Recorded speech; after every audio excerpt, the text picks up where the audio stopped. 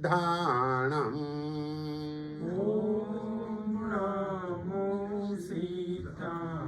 ॐ नमो आयर्याणम्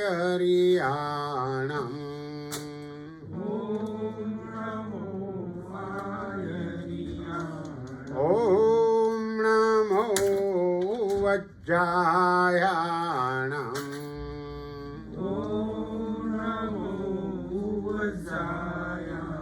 नमो लोये सब्बसाहूणम्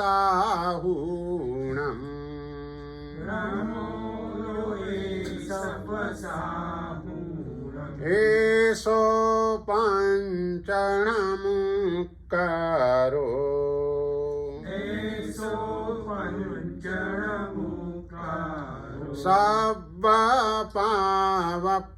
सब्बपावपणासनो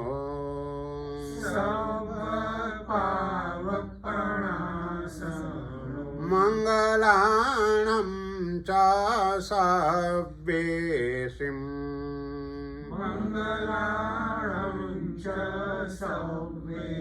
पठमं हवै मङ्गलम्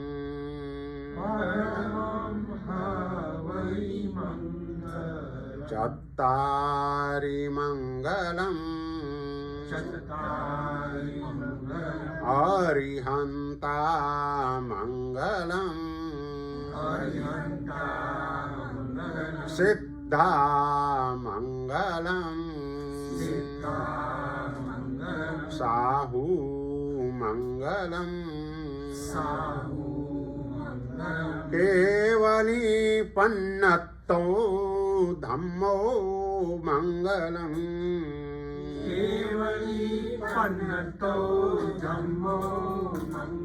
चत्तारि लोकुत्तमा अरिहन्ता लोकुत्तमा सिद्धा लोकुत्तमा साहू लोकुत्तमा केवली पन्नत्तो धम्मो लोकुत्तमो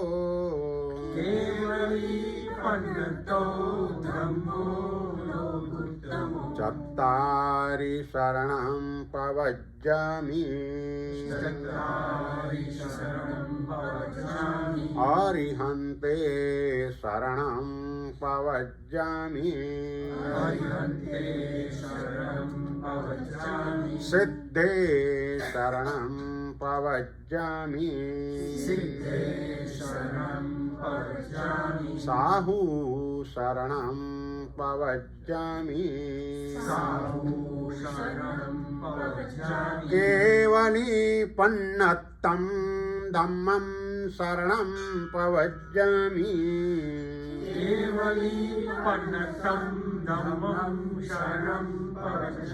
निब्बाणमग्गे वरजानकप्पम्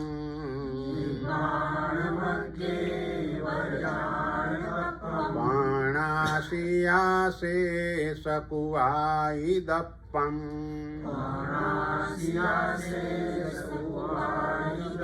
मायां जीर्णानं शरणं बुवाणम्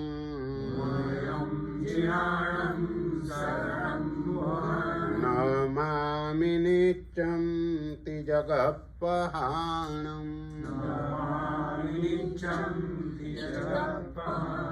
बार नौकार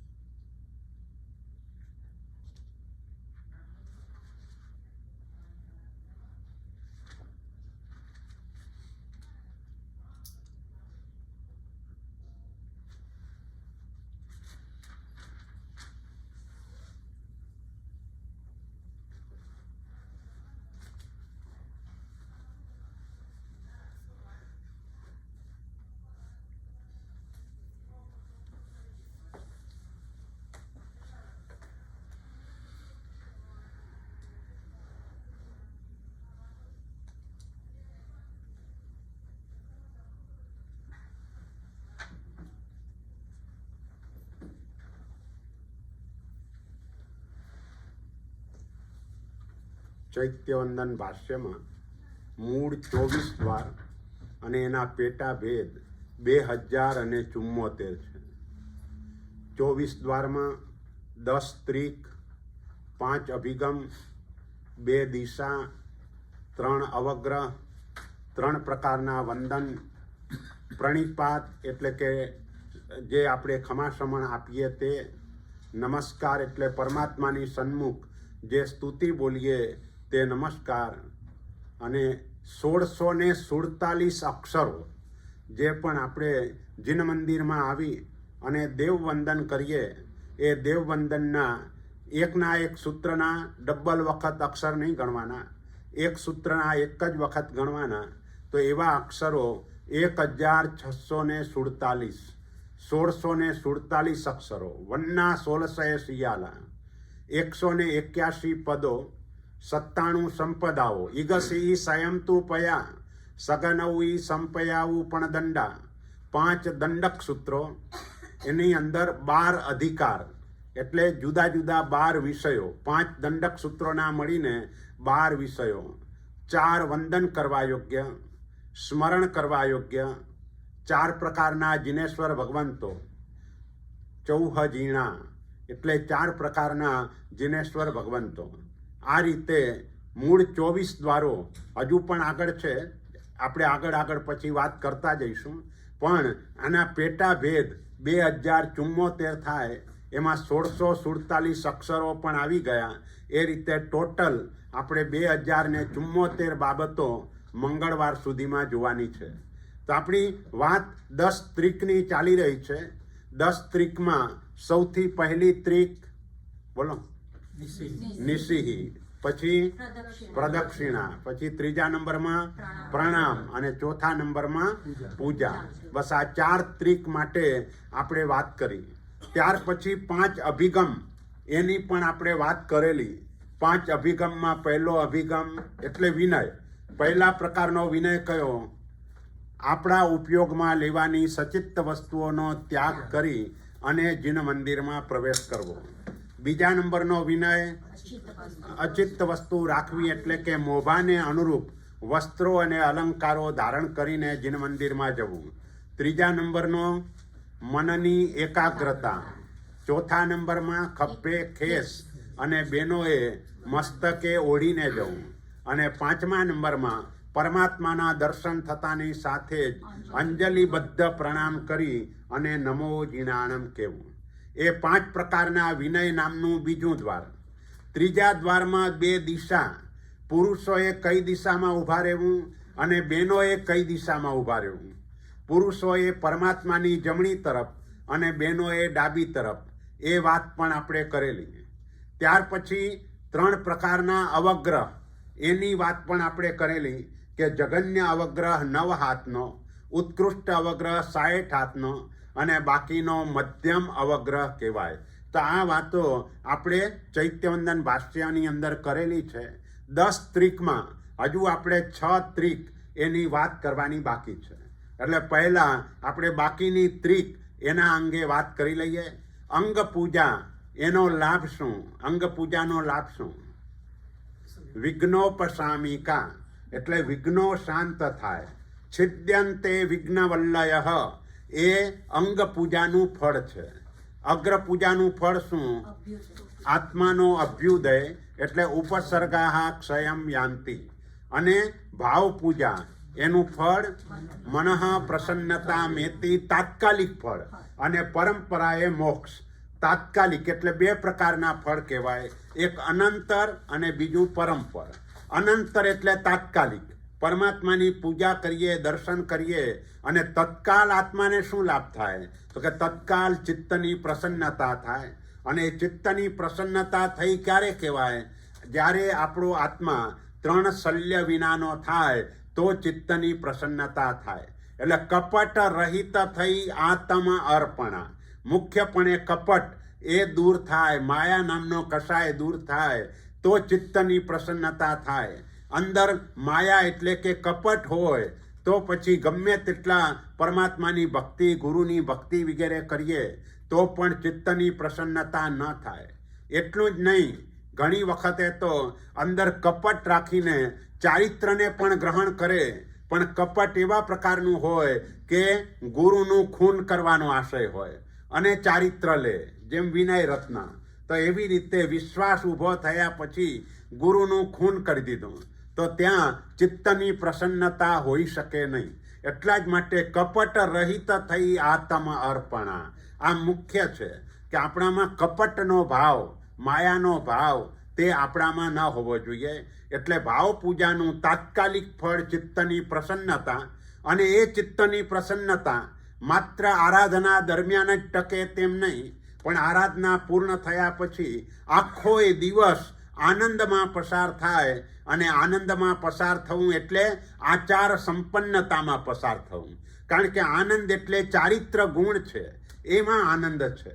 અને ચારિત્ર એટલે આચાર પાલન, પરમાત્માની આજ્ઞાનું જેટલા અંશે પાલન થાય એટલા અંશે ચિત્તની પ્રસન્નતા આપણી વધારે જળવાઈ રહે.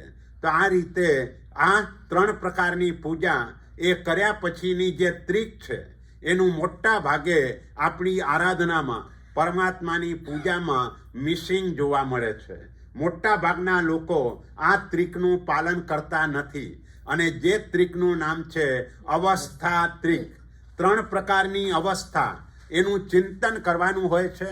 પરમાત્માની 3 પ્રકારની અવસ્થા એટલે છદ્મસ્થ અવસ્થા, એનું બીજું નામ પિંડસ્થ અવસ્થા, બીજી પદસ્થ અવસ્થા અને ત્રીજી રૂપાતીત અવસ્થા. આ 3 અવસ્થાનું ચિંતન કરવાનું હોય. પિંડસ્થ અવસ્થા એટલે છદ્મસ્થ અવસ્થા, પદસ્થ અવસ્થા એટલે કેવલ જ્ઞાન થયા પછીની અવસ્થા, રૂપાતીત અવસ્થા એટલે અરિહંત પરમાત્મા સિદ્ધ બની જાય ત્યાર પછીની અવસ્થાનું ચિંતન.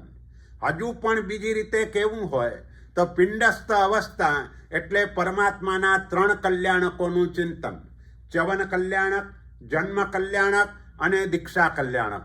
અને તે પછીની બાબતોનું ચિંતન એ પરમાત્માની પિંડસ્થ અવસ્થા છે. પદસ્થ અવસ્થા એટલે પરમાત્માના કેવલ જ્ઞાન કલ્યાણક, ત્યાંથી લઈને પરમાત્માનું નિર્વાણ ન થાય ત્યાં સુધીની અવસ્થાની વિચારણા. અને રૂપાતીત અવસ્થા એટલે પરમાત્માના નિર્વાણ કલ્યાણક પછીની વિચારણા, એ રૂપાતીત અવસ્થા કહેવામાં આવે છે. મોટા ભાગે આ અવસ્થાઓનું ચિંતન આપણે કરતા હોતા નથી, પણ એ જુદી રીતે પણ એનું ચિંતન થઈ શકે. એટલે ચાલુ ક્રિયામાં પણ આ ચિંતન કરી શકાય. ચાલુ ક્રિયામાં પરમાત્માનો જે અભિષેક કરીએ એમાં પરમાત્માની પિંડસ્થ અવસ્થાનો વિચાર કરી શકાય. કારણ કે પરમાત્માનો અભિષેક એટલે પરમાત્માના જન્મ કલ્યાણક એ અવસ્થાની ભાવના. એટલે એ દૃષ્ટિએ એ પિંડસ્થ અવસ્થાની વિચારણા થઈ કહેવાય. અને આ ભાવનાઓમાં તમારે જેટલો પણ સમય તમારી પાસે હોય એટલો સમય ઓછો પડે એવા પ્રકારની આ અવસ્થાઓ છે. કારણ કે આ 3 અવસ્થાનું ચિંતન અરિહંત વંદનાવલીની 49 ગાથાનું ચિંતન, એમાં આ 3 અવસ્થા આવે. કારણ કે પરમાત્મા માતાના ગર્ભમાં પધારે ત્યારથી અરિહંત વંદનાવલીની શરૂઆત થાય. અને સિદ્ધ થયા પછી પરમાત્માની અવસ્થા કેવી હોય એ વાત પણ અરિહંત વંદનાવલીમાં આવે. એટલે 5 કલ્યાણકોનો વિસ્તારપૂર્વકનું વર્ણન અરિહંત વંદનાવલીમાં આવે. એટલે આપણી પાસે જેટલો સમય હોય એ સમયને અનુરૂપ આનું ચિંતન કરવાનું હોય. જો કે પરમાત્મા ભક્તિ એની અંદર સમયનું ધ્યાન જ રહેતું હોતું નથી. મોટા ભાગે જો ભક્તિમાં જે તરબોળ બની જાય એને સમય ક્યાં જાય એની પણ કાંઈ ખબર પડતી હોતી નથી. અને એટલે જ જિનાલયમાં ઘડિયાળ રાખવાના હોતા નથી. કારણ કે ઘડિયાળની સામે નજર જાય તો માણસને સમયની એ પાબંદી નડતી હોય છે.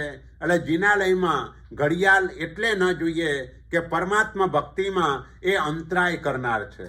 એટલે પરમાત્મા ભક્તિ એમાં જેટલો પણ ભાવ અંદર રેડતા જઈએ એ પ્રકારે પ્રકૃષ્ટ કોટીનું પુણ્ય ઉપાર્જન થતું જાય. અને એનાથી પણ મોટો લાભ એ છે કે પરમાત્માની ભક્તિ જ્યારે હૃદયપૂર્વકની થતી હોય છે તે વખતે જે વૈમાનિક દેવનું આયુષ્ય બંધાય, તો વૈમાનિક દેવમાં ગયા પછી પણ આપણને ત્યાં પરમાત્માની ભક્તિ ગમે.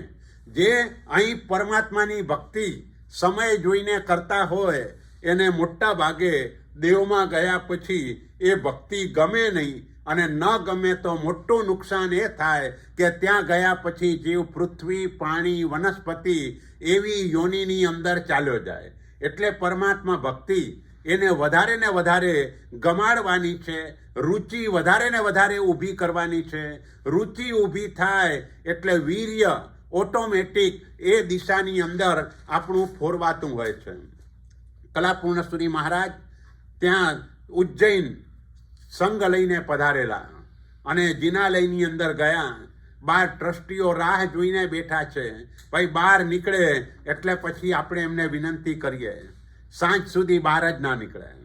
છેક પરમાત્માની ભક્તિ કરીને સાંજે બહાર નીકળ્યા. તે સમયે ટ્રસ્ટીઓએ વિનંતી કરી, હમણાં તો તમે સંઘ લઈને પધાર્યા છો એટલે વધારે વિનંતી કરી શકાય તેમ નથી, પણ અહીંથી પાછા ફરો તેવા સમયે 4 દિવસ અમારા સંઘને લાભ આપજો. કલાપૂર્ણસુરી મહારાજે જવાબ આપ્યો કે તમે 4 દિવસની વિનંતી કરો છો, આ ભગવાન પાસે તો 4 મહિના ઓછા પડે તેમ છે. એટલે એ લોકો સમજી ગયા અને ચાતુર્માસની વિનંતી કરી, અને એ ચાતુર્માસ માત્ર પરમાત્મા ભક્તિ માટે કલાપૂર્ણસુરી મહારાજે ઉજ્જૈનની અંદર કર્યું.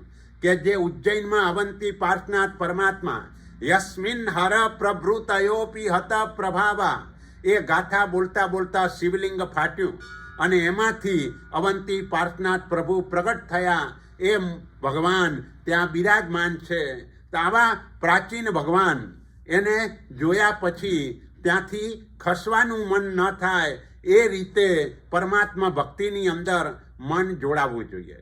તો આપણી વાત એ છે કે પિંડસ્થ અવસ્થા, જો કે એના પણ અહીં 3 ભેદ પાડવામાં આવ્યા છે: જન્મ અવસ્થા, રાજ્ય અવસ્થા અને શ્રમણ અવસ્થા.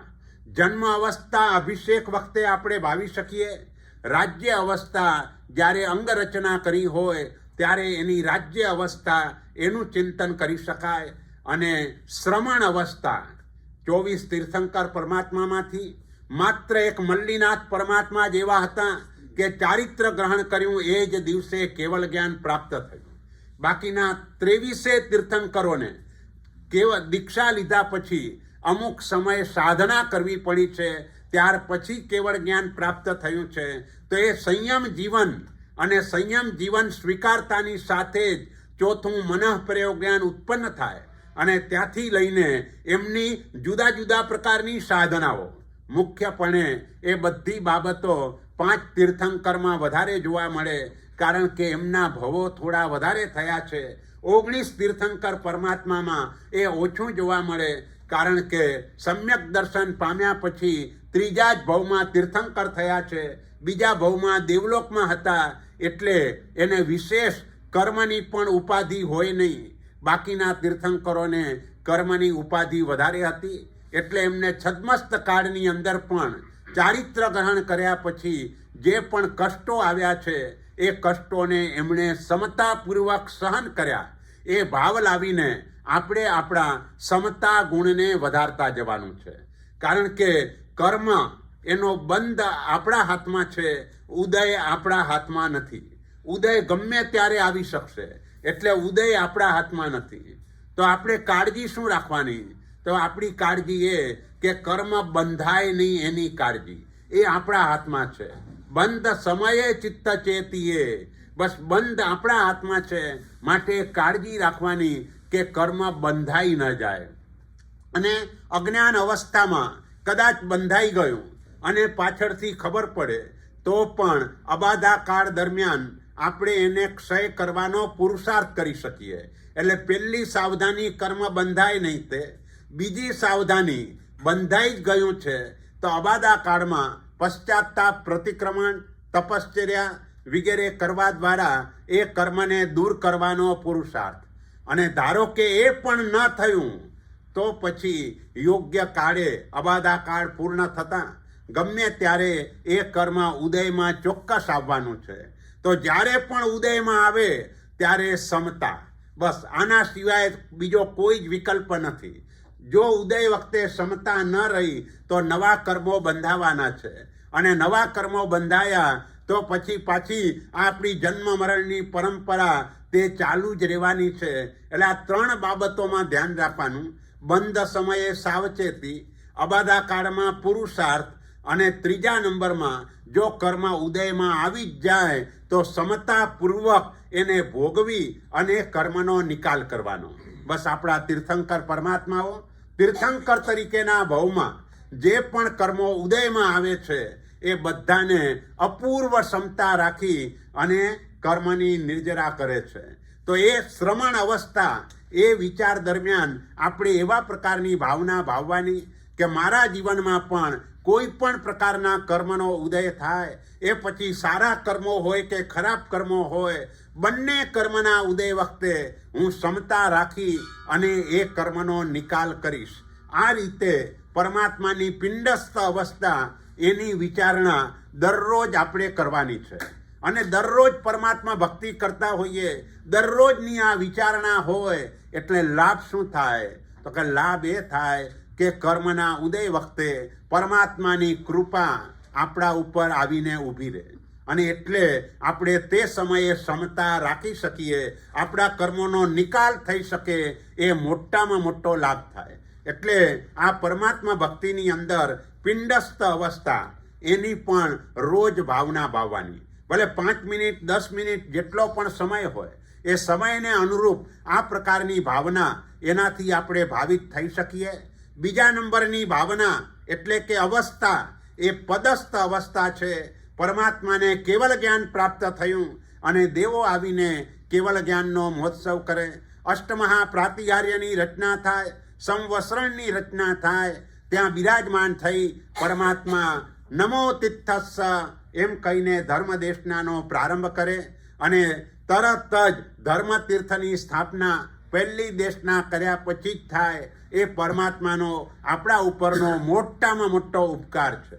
અને અરિહંત પરમાત્માનું પુણ્ય એટલું જબરજસ્ત છે કે કેવલ જ્ઞાન થયા પછી ઓછામાં ઓછા 1 કરોડ દેવો એમની સેવામાં હાજર રહે. વિહાર પણ કરે તો સુવર્ણ કમલ એની મેળે આગળ ચાલે, પંખીઓ પણ પ્રદક્ષિણા આપે, વૃક્ષો પણ નમસ્કાર કરે. આ બધો ભાવ પદસ્થ અવસ્થા, એની અંદર વિચારવાનું. પરમાત્મા કૃતકૃત્ય થયા હોવા છતાં તે જ ભવની અંદર આયુષ્ય પૂર્ણ થતાં જ મોક્ષમાં ચોક્કસ પધારવાના છે, અને તો પણ આપણા ઉપર ઉપકાર કરવા માટે એ વિહાર આદિ દ્વારા કરીને આપણા ઉપર ઘણો મોટો ઉપકાર કરે છે. અને એ રીતે કેવલ જ્ઞાન થયા પછી પણ એમની ઉપકારની હારમાળા તે ચાલુ રહે છે. સામાન્ય રીતે અમુક કેવલી ભગવંતો એવા પણ હોય કે કેવલ જ્ઞાન થઈ જાય પછી એક પણ શબ્દ બોલી ન શકે. એટલે કેવળ જ્ઞાન થયું, પોતાના આત્માને લાભ થયો, પણ બીજા ઉપર ઉપકાર ન કરી શકે.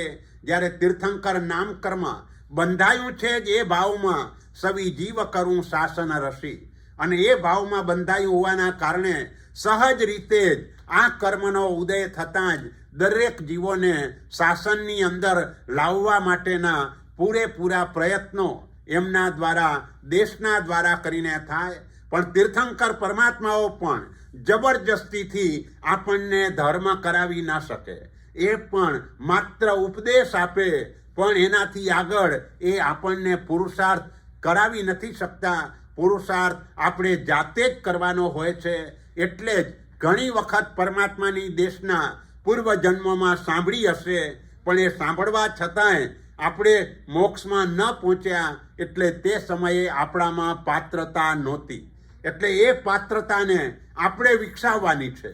આ પરમાત્મા ભક્તિ કરી અને પરમાત્માની કરુણાનો ધોધ આપણા ઉપર વર્ષ્યા કરે, એના માટે પાત્રતા વિકસાવવાની. અને પાત્રતા વિકસાવવા માટે રોજની એક માળા એ ગણવાની, તિથ્થયરા મે પશિયંતુ. હે તીર્થંકરો, મારા ઉપર પ્રસન્ન થાઓ. ભાવ એ હોય કે પરમાત્માની કરુણાનો ધોધ આપણા ઉપર પડી રહ્યો છે, આપણે કૃપાને ઝીલી રહ્યા છીએ. કારણ કે ઝીલવા માટે પાત્રતા જોઈએ. જો પાત્રતા ન હોય તો કૃપાને ઝીલી ન શકાય. અને પાત્રતા એટલી જ વિકસે કે જેટલી અંશે પરમાત્માની આજ્ઞાનું પાલન હોય. પરમાત્માની વાતો બધી માનતા હોઈએ, પણ જો આજ્ઞા પાલન ન હોય તો એ પણ આપણે પાત્રતા એટલી બધી આપણી વિકસે નહીં. પાત્રતાના વિકાસ માટે શક્ય તેટલી આજ્ઞાનું પાલન, અને જે આજ્ઞા આપણે નથી પાડી શકતા એના માટે હૃદયની અંદર દુઃખ હોય તો પણ પાત્રતાનો વિકાસ થાય અને પરમાત્માની કરુણાનો ધોધ આપણા ઉપર વર્ષ્યા કરે.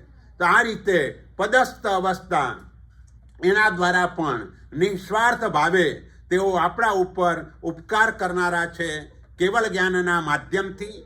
જો કે ઉપકાર કેવલ જ્ઞાન કરતાં પણ શ્રુત જ્ઞાનથી વધારે થાય છે, કારણ કે શાસનની સ્થાપના એ શ્રુત જ્ઞાનથી થાય છે. અને શાસન પણ જ્યાં સુધી શ્રુત જ્ઞાન હોય ત્યાં સુધી જ શાસન છે. જ્યારે પણ આપણા છેલ્લા 10 વૈકાલિક સૂત્ર એનો વિચ્છેદ થશે ત્યારે શાસનનો પણ વિચ્છેદ થઈ જશે, 5મા આરાનો પણ અંત આવી જશે. આપણા તે સમયના સાધુ સાધ્વી શ્રાવક શ્રાવિકા એ બધાનો કાળ ધર્મ થઈ જશે અને 6ઠા આરાની શરૂઆત થઈ જશે. એટલે આ શાસન શ્રુત જ્ઞાનના આધારે એ પ્રરૂપણા પણ થાય છે, ચાલે છે, પણ શ્રુત જ્ઞાનના આધારે એ શ્રુત જ્ઞાન દ્વારા પરોપકારનું કાર્ય આ અરિહંત પરમાત્મા વિશેષ રૂપે કરી રહ્યા છે. એ ભાવ પદસ્થ અવસ્થામાં લાવવાનો, અને રૂપાતીત અવસ્થામાં પરમાત્મા પર્યંકાસન પદ્માસને બિરાજમાન હોય તે સમયે સિદ્ધ અવસ્થા પણ જે અવસ્થામાં મોક્ષે ગયા હોય એ જ અવસ્થા સિદ્ધ અવસ્થામાં આમ અરૂપી છે, પણ અરૂપી હોવા છતાંય પૂર્વે એમનું જે શરીર હોય એ શરીરનો 1/3 ભાગ તે સંકોચાઈ જાય અને 2/3 ભાગ જેટલી જે શરીરનો ભાગ છે એટલા એમના આત્મ પ્રદેશો ત્યાં ગોઠવાઈ જાય. તો એ રીતે પદ્માસને જે સમયે બિરાજમાન હોય તે સમયે આવી રૂપાતીત અવસ્થા કે એક વખત સર્વ કર્મનો ક્ષય કર્યા પછી તેઓ ત્યાં પહોંચી ગયા. જેમ ગઈકાલે આપણો સ્વાધ્યાય પૂરો થયા પછી આમનો રીનેશભાઈનો પ્રશ્ન હતો, ભાઈ ભગવાન પાર્શનાથ તો એનું આદે નામકર્મ હવે શું, એ તો સિદ્ધ થઈ ગયા. પણ સિદ્ધ થઈ ગયા એટલે કર્મો પણ બધા ક્ષય થઈ ગયા, તો પણ આદે નામકર્મ આજે અસર કેવી રીતે કરે? તો આદે નામકર્મ તે વખતનું જેવું પ્રકૃષ્ટ હતું કે તે વખતના સાધુ સાધ્વી શ્રાવક શ્રાવિકાઓ ચતુર્વિધ સંઘ મોટા ભાગનો જેઓ મોક્ષમાં નથી ગયા, એમાંના પછીના મોટા ભાગના આત્માઓ દેવ તરીકે ઉત્પન્ન થયા છે. એટલે સહજ રીતે જ એ એમના ભક્તો હોવાના કારણે કોઈ પાર્શનાથનું નામસ્મરણ કરે તો પણ એને સહાય કરવા માટે દોડી આવે છે. કારણ કે એ અવસ્થા એ પરમાત્માની તીર્થંકર અવસ્થા હતી. તે વખતે તેઓ ત્યાં દેવલોકમાં ગયા છે અને ત્યાંનું મિનિમમ આયુષ્ય 10,000 વર્ષનું હોય છે, એનાથી ઓછું આયુષ્ય હોતું નથી. અને ભગવાન પાર્શનાથના નિર્વાણને હજુ 3,000 વર્ષ પણ માંડ થયા છે. એટલે એ અપેક્ષાએ પણ પરમાત્મા ભલે સિદ્ધ થઈ ગયા, પણ તે વખતનું એમનું આદે નામકર્મ, એના કારણે જે પણ દેવો આ છે એ સહાય કરવા માટે દોડી આવે. એ રીતે આદે નામકર્મ પણ એમનું વર્તમાનમાં કામ કરી રહ્યું છે. એટલે આપણો વાત એ છે કે રૂપાતીત અવસ્થા એમાં ભાવના એ ભાવવાની છે કે સર્વ કર્મનો ક્ષય કરીને હવે પરમાત્મા સિદ્ધ થઈ ગયા. તો જન્મ જરા મૃત્યુ આદિ વ્યાધિ ઉપાધિ આ બધામાંથી સાદી અનંત કાળ માટે મુક્તિ થઈ ગઈ. એટલે આપણે પરમાત્માની જોડેનો સંબંધ કેવો બનાવવાનો છે? ભાંગે સાદી અનંત. આપણો પરમાત્માની જોડેનો સંબંધ સાદી અનંત કાળનો હોવો જોઈએ. ઋષભ જિનેશ્વર પ્રીતમ માહરો ઓર નચાહું રે કંત. એટલે આપણા પ્રીતમ એ ઋષભદેવ પરમાત્મા છે. એના સિવાય બીજા કોઈને પણ હું પતિ તરીકે ચાહતો નથી. કારણ કે બીજા જે દુન્યવી પતિ એ તો એનું મૃત્યુ થઈ જાય તો વૈધવ્ય આવે. જ્યારે અહીં તો વૈધવ્ય આવવાનો પ્રસંગ જ ન બને. અહીં તો એમની સાથેની પ્રીતિ જોડી એટલે એ પ્રીતિ સાદી અનંત કાળ માટેની હોય. જ્યારે પણ આપણે એમના જેવા થઈએ એ વખતે શરૂઆત અને પછી અનંત કાળ સુધી એમની સાથે પ્રીતિ જોડાઈ રહે. એટલે પછીની જે ગાથા છે એમાં મોટા ભાગે પુસ્તકોમાં પણ ભૂલ છે. પ્રીત સગાઈ જગમાં સહુ કરે, પ્રીત સગાઈ ન કોઈ. આ પ્રીત સગાઈ છે ને ત્યાં બીજામાં પ્રીતમ સગાઈ ન કોઈ. કારણ કે ઉપર આપણે ઋષભદેવ પરમાત્માને પ્રીતમ માન્યા છે. એટલે પ્રીત સગાઈ એટલે જે પણ આપણા વ્યવહારિક સંબંધો છે એ તો બધા કરે છે, પણ પ્રીતમ સગાઈ ઋષભદેવ પરમાત્માની સાથેની સગાઈ એ કોઈ કરતા નથી. પ્રીતમ સગાઈ ન કોઈ, પ્રીત સગાઈ રે નિરૂપાધિક કહી.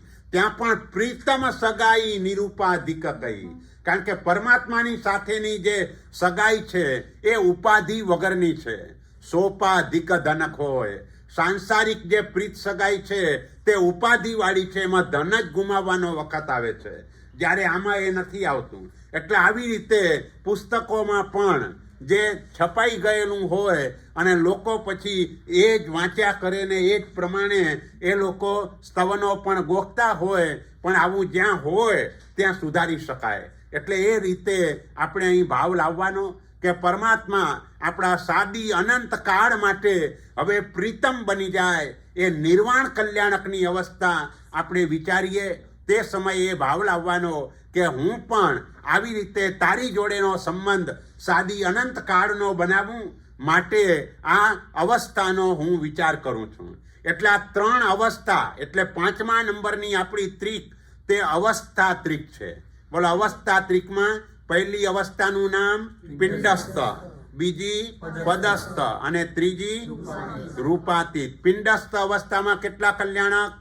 3. પદસ્થમાં કેવળ જ્ઞાન કલ્યાણક અને રૂપાતીતમાં પિંડસ્થ અવસ્થાનું બીજું નામ છદ્મસ્થ અવસ્થા, પદસ્થ અવસ્થાનું બીજું નામ કેવળ જ્ઞાન અને રૂપાતીત અવસ્થાનું બીજું નામ સિદ્ધ. એની અવસ્થાની વિચારણા આ રીતે. બોલો, પહેલી ત્રિક નિસિહી, બીજી ત્રિક, ત્રીજી પ્રણામ, ચોથી પૂજા અને 5મી અવસ્થા.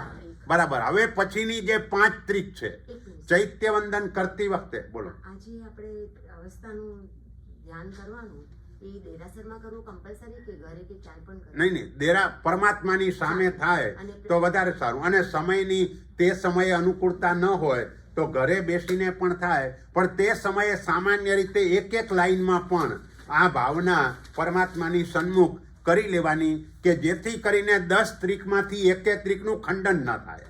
નહીતર 10માંથી 9 સચવાય અને એક બાકી રહી જાય. એટલે ચૈતન્ય પહેલા કે પછી એમાં બંને ચાલે, કારણ કે આખરે ભાવ જ છે. પદસ્થ આપણે આ જે ભાવનાઓ છે, અવસ્થાઓ છે, એ ભાવ પૂજામાં આવે.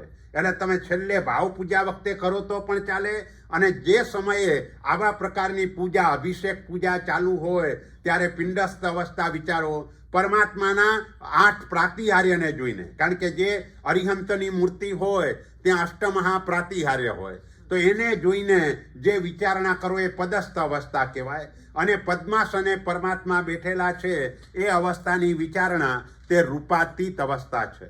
તો આ 5 અવસ્થા, 5 ત્રિક પછી 6ઠ્ઠી ત્રિક એ છે કે 3 દિશા જોવાનો ત્યાગ. એટલે એનો અર્થ એ કે જ્યારે પણ જિનાલયમાં આવીએ ત્યારે આપણું ધ્યાન માત્ર ને માત્ર પરમાત્માની સન્મુખ હોય, આજુબાજુ જોવાય નહીં. ઘણા લોકો ઉપર ક્યાંક ચિત્રો દોરેલા હોય તો ઉપર નજર કરીને ચિત્રો જોતા હોય, આજુબાજુમાં કોણ આવ્યું કોણ ગયું, આવો કોઈ પણ ભાવ આપણને સ્પર્શવો ન જોઈએ. આપણને ખ્યાલ પણ ન હોવો જોઈએ કે આપણે પૂજા કરતા હતા, આપણે ચૈત્યવંદન કરતા હતા, તેવા સમયે કોણ આવ્યું અને કોણ ગયું એ પણ ધ્યાન આપણને ન રહેવું જોઈએ. એટલે પરમાત્માની સન્મુખ જ દ્રષ્ટિ, બાકીની 3 દિશા જોવાનો ત્યાગ, આ 6ઠ્ઠા નંબરની ત્રિક છે. આ બધી ત્રિકને તમે એક્શનથી પણ યાદ રાખી શકો. જેમ નિસિહી એટલે નિષેધ, આ નિષેધ, પછી પ્રદક્ષિણા, પછી પ્રણામ, પછી પૂજા, પછી અવસ્થા એટલે આમ ચિંતન કરતા હોય એ રીતે, પછી 3 દિશા જોવાનો ત્યાગ, પછી 3 વખત ભૂમિનું પ્રમાર્જન, એ આ રીતે કરી શકાય. પછી વર્ણાદી ત્રિક એટલે આમ હોઠ ફફડાવાના, એટલે વર્ણાદી ત્રિક, પછી મુદ્રા ત્રિક, આવી રીતે એક્શન, એ મુદ્રા ત્રિક અને પ્રણિધાન ત્રિક એટલે એકાગ્રતા. એટલે આ રીતે પણ એક્શનથી પણ આ 10 ત્રિકને બરાબર રીતે યાદ રાખી શકાય. એટલે 6થા નંબરની ત્રિક તે 3 દિશા જોવાનો ત્યાગ. 7મા નંબરની ત્રિક 3 વખત ભૂમિનું પ્રમાર્જન. અહીં 3 વખત શબ્દ ભલે મૂક્યો, પણ જ્યારે ખમાસમણ આપવાનું આવે ત્યારે ભૂમિનું પ્રમાર્જન કરવાનું હોય છે. એટલે 3 ખમાસમણ એક સાથે આપવાના હોય તો પણ દરેક ખમાસમણ વખતે ભૂમિનું પ્રમાર્જન આપણા ખેસના છેડાથી આપણે કરવાનું હોય. જો પૌષદમાં હોઈએ તો ચરવડાથી પ્રમાર્જન કરીએ, પણ પૌષદમાં ન હોઈએ, ચરવડો આપણી પાસે ન હોય તો ખેસના છેડાથી પણ 3 વખત પ્રમાર્જના થઈ શકે. પછી કોઈ કે ભાઈ પૂજાના વસ્ત્રો ન હોય તો પૂજાના વસ્ત્રો ન હોય તો એ ખભે ખેસ તો રાખવાનો જ છે. એ 4થા નંબરનો આપણો વિનય છે. એટલે એ રીતે પણ ખેસ હોય. અને બહેનોને સાડી પહેરીને જ આવવાનું છે. એટલે સાડીના છેડાથી એની પ્રમાર્જના થઈ શકે. એટલે બંને રીતે બરાબર આ ત્રિક આવી રીતે સાચવી શકાય. એટલે 3 વખત ભૂમિનું પ્રમાર્જન કરવાનું. અને ત્યાર પછી વર્ણાદિ ત્રિક, 8મા નંબરની ત્રિક એને વર્ણાદિ ત્રિક કહેવાય. વર્ણ, અર્થ અને આલંબન, આ 3 શબ્દો. વર્ણ એટલે સૂત્ર શુદ્ધ બોલવાનું. વર્ણ એટલે અક્ષર, બસ સૂત્રના અક્ષરો. એટલે ચૈત્યવંદન ભાષ્યમાં એમ કહ્યું કે આપણે દેવવંદન કરીએ એમાં સ્તુતિ, સ્તવન, ચૈત્યવંદન એને જવા દો. એટલા માટે કે એના અક્ષરોનું પ્રમાણ નક્કી નથી. તમે ચૈત્યવંદન નાનું પણ બોલી શકો, મોટું પણ બોલી શકો. સ્તવન તમે 1, 2, 3, 5, 25 જેટલા બોલવા હોય એટલા બોલી શકો. અને થોય પણ નાની મોટી બોલી શકાય. એટલે એના અક્ષરો નક્કી નથી.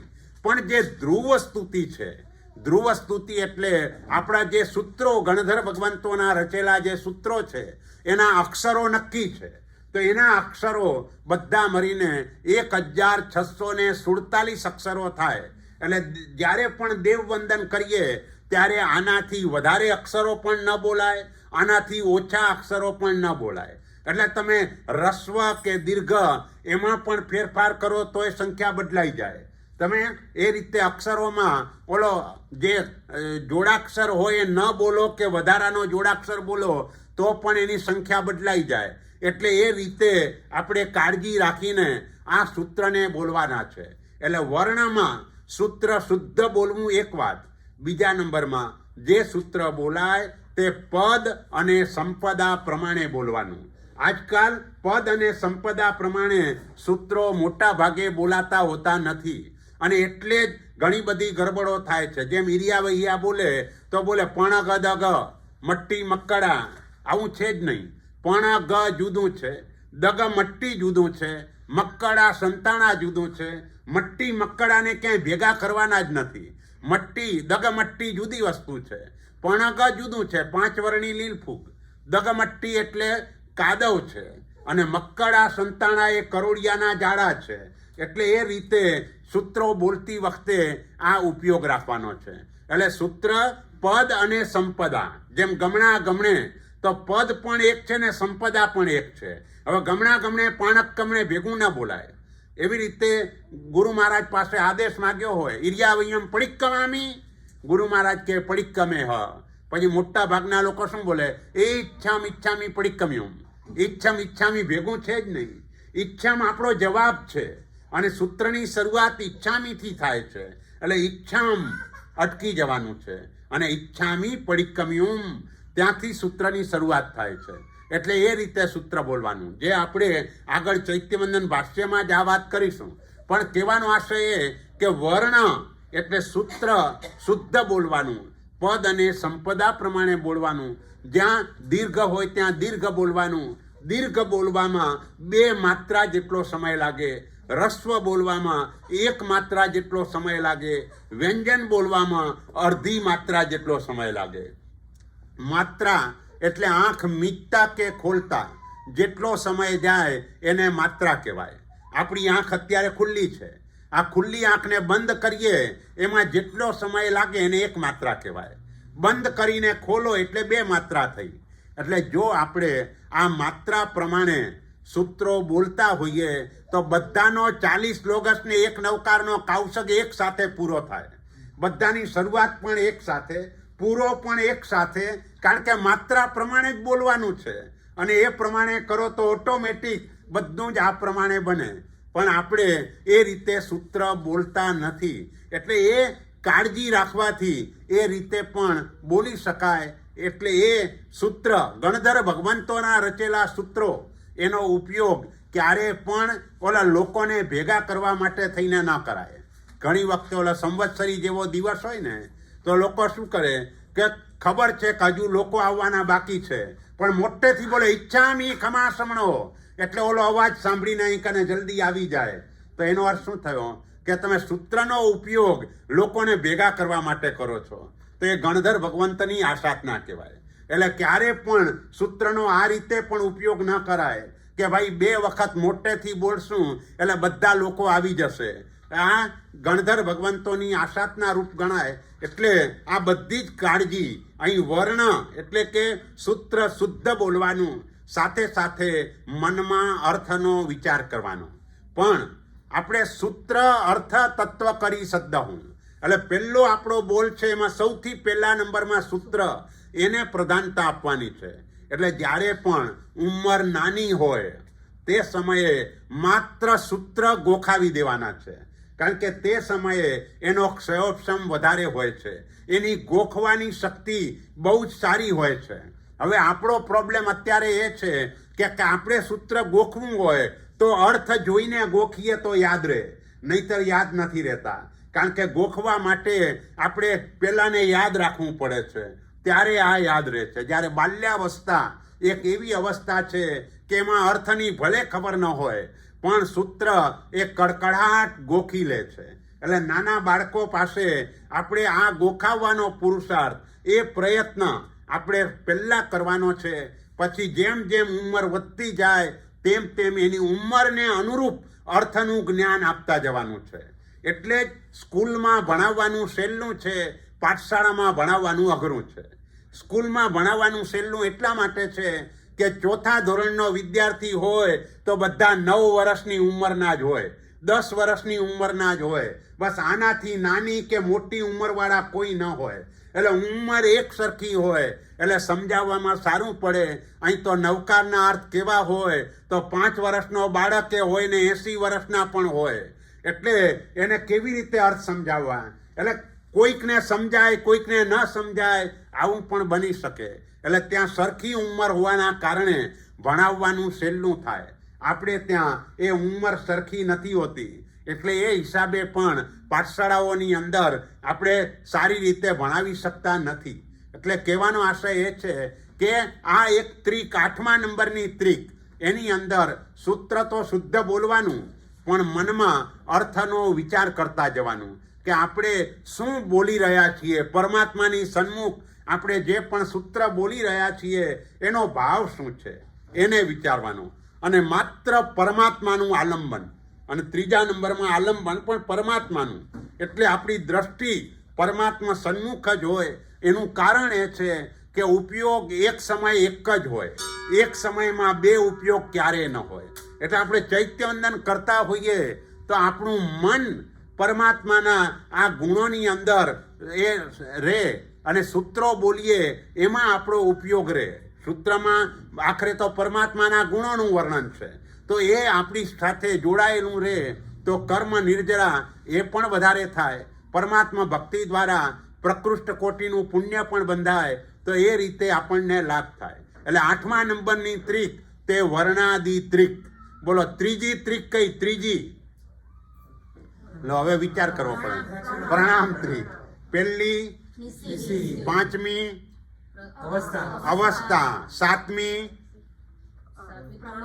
3 વખત ભૂમિનું પ્રમાર્જન, 8મી ત્રિક, બીજી પ્રદક્ષિણા, 4થી પૂજા. બસ ફરીથી હવે ક્રમસર 8 8 બોલો. પહેલી, બીજી, ત્રીજી, 4થી, 5મી, 6ઠ્ઠી, 3 દિશા જોવાનો ત્યાગ, 7મી 3 વખત ભૂમિનું પ્રમાર્જન, અને 8મી ત્રિક વર્ણાદિ ત્રિક.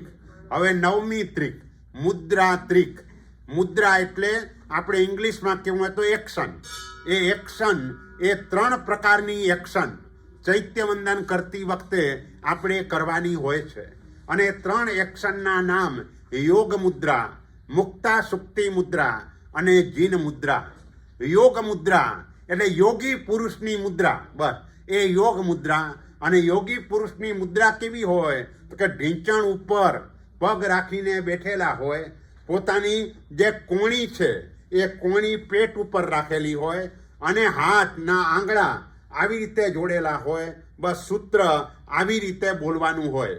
નમુત્થુણમ એ જે બોલીએ ચૈત્યવંદન બોલીએ, નમુત્થુણમ બોલીએ એટલે ચૈત્યવંદનના જે જયવીરાય સુધીના સૂત્રો, સર્વમંગલ સુધીના સૂત્રો છે એમાંથી જાવંતી ચેયાઈમ, જાવંત કેવી સાહુ અને જયવીરાય આભવ મખંડા સુધી આટલું બાદ કરી અને બાકીનું બધું જ યોગ મુદ્રાથી બોલવાનું. બોલો, આપણે આવી મુદ્રા બરાબર રાખતા નથી. આપણે આમ બસ સારું રહે એટલા માટે ઓલો ડાબો નીચાણ ઊભો કરી અને શાંતિથી આવી રીતે બેસીએ તો એ એક્શન એટલે ભાવ પણ એ રીતના આવવા જોઈએ તે ના આવે. જો મુદ્રા બરાબર છે, આ જો બરાબર બેસીને એ બતાવે છે કે આ પ્રકારની મુદ્રા રાખવાની બરાબર છે, એ રીતે જ એના ઉપર બેસવાનું. 10 આંગળા આવી રીતે રાખવાના. અને નમો જીણાણમ આદિ પદો આવે તે સમયે પંચાંગ પ્રણિપાત પણ કરવાનો. તો આ યોગ મુદ્રા છે. બીજી મુક્તા સુક્તિ. મુક્તા એટલે મોતી અને સુક્તિ એટલે છીપ.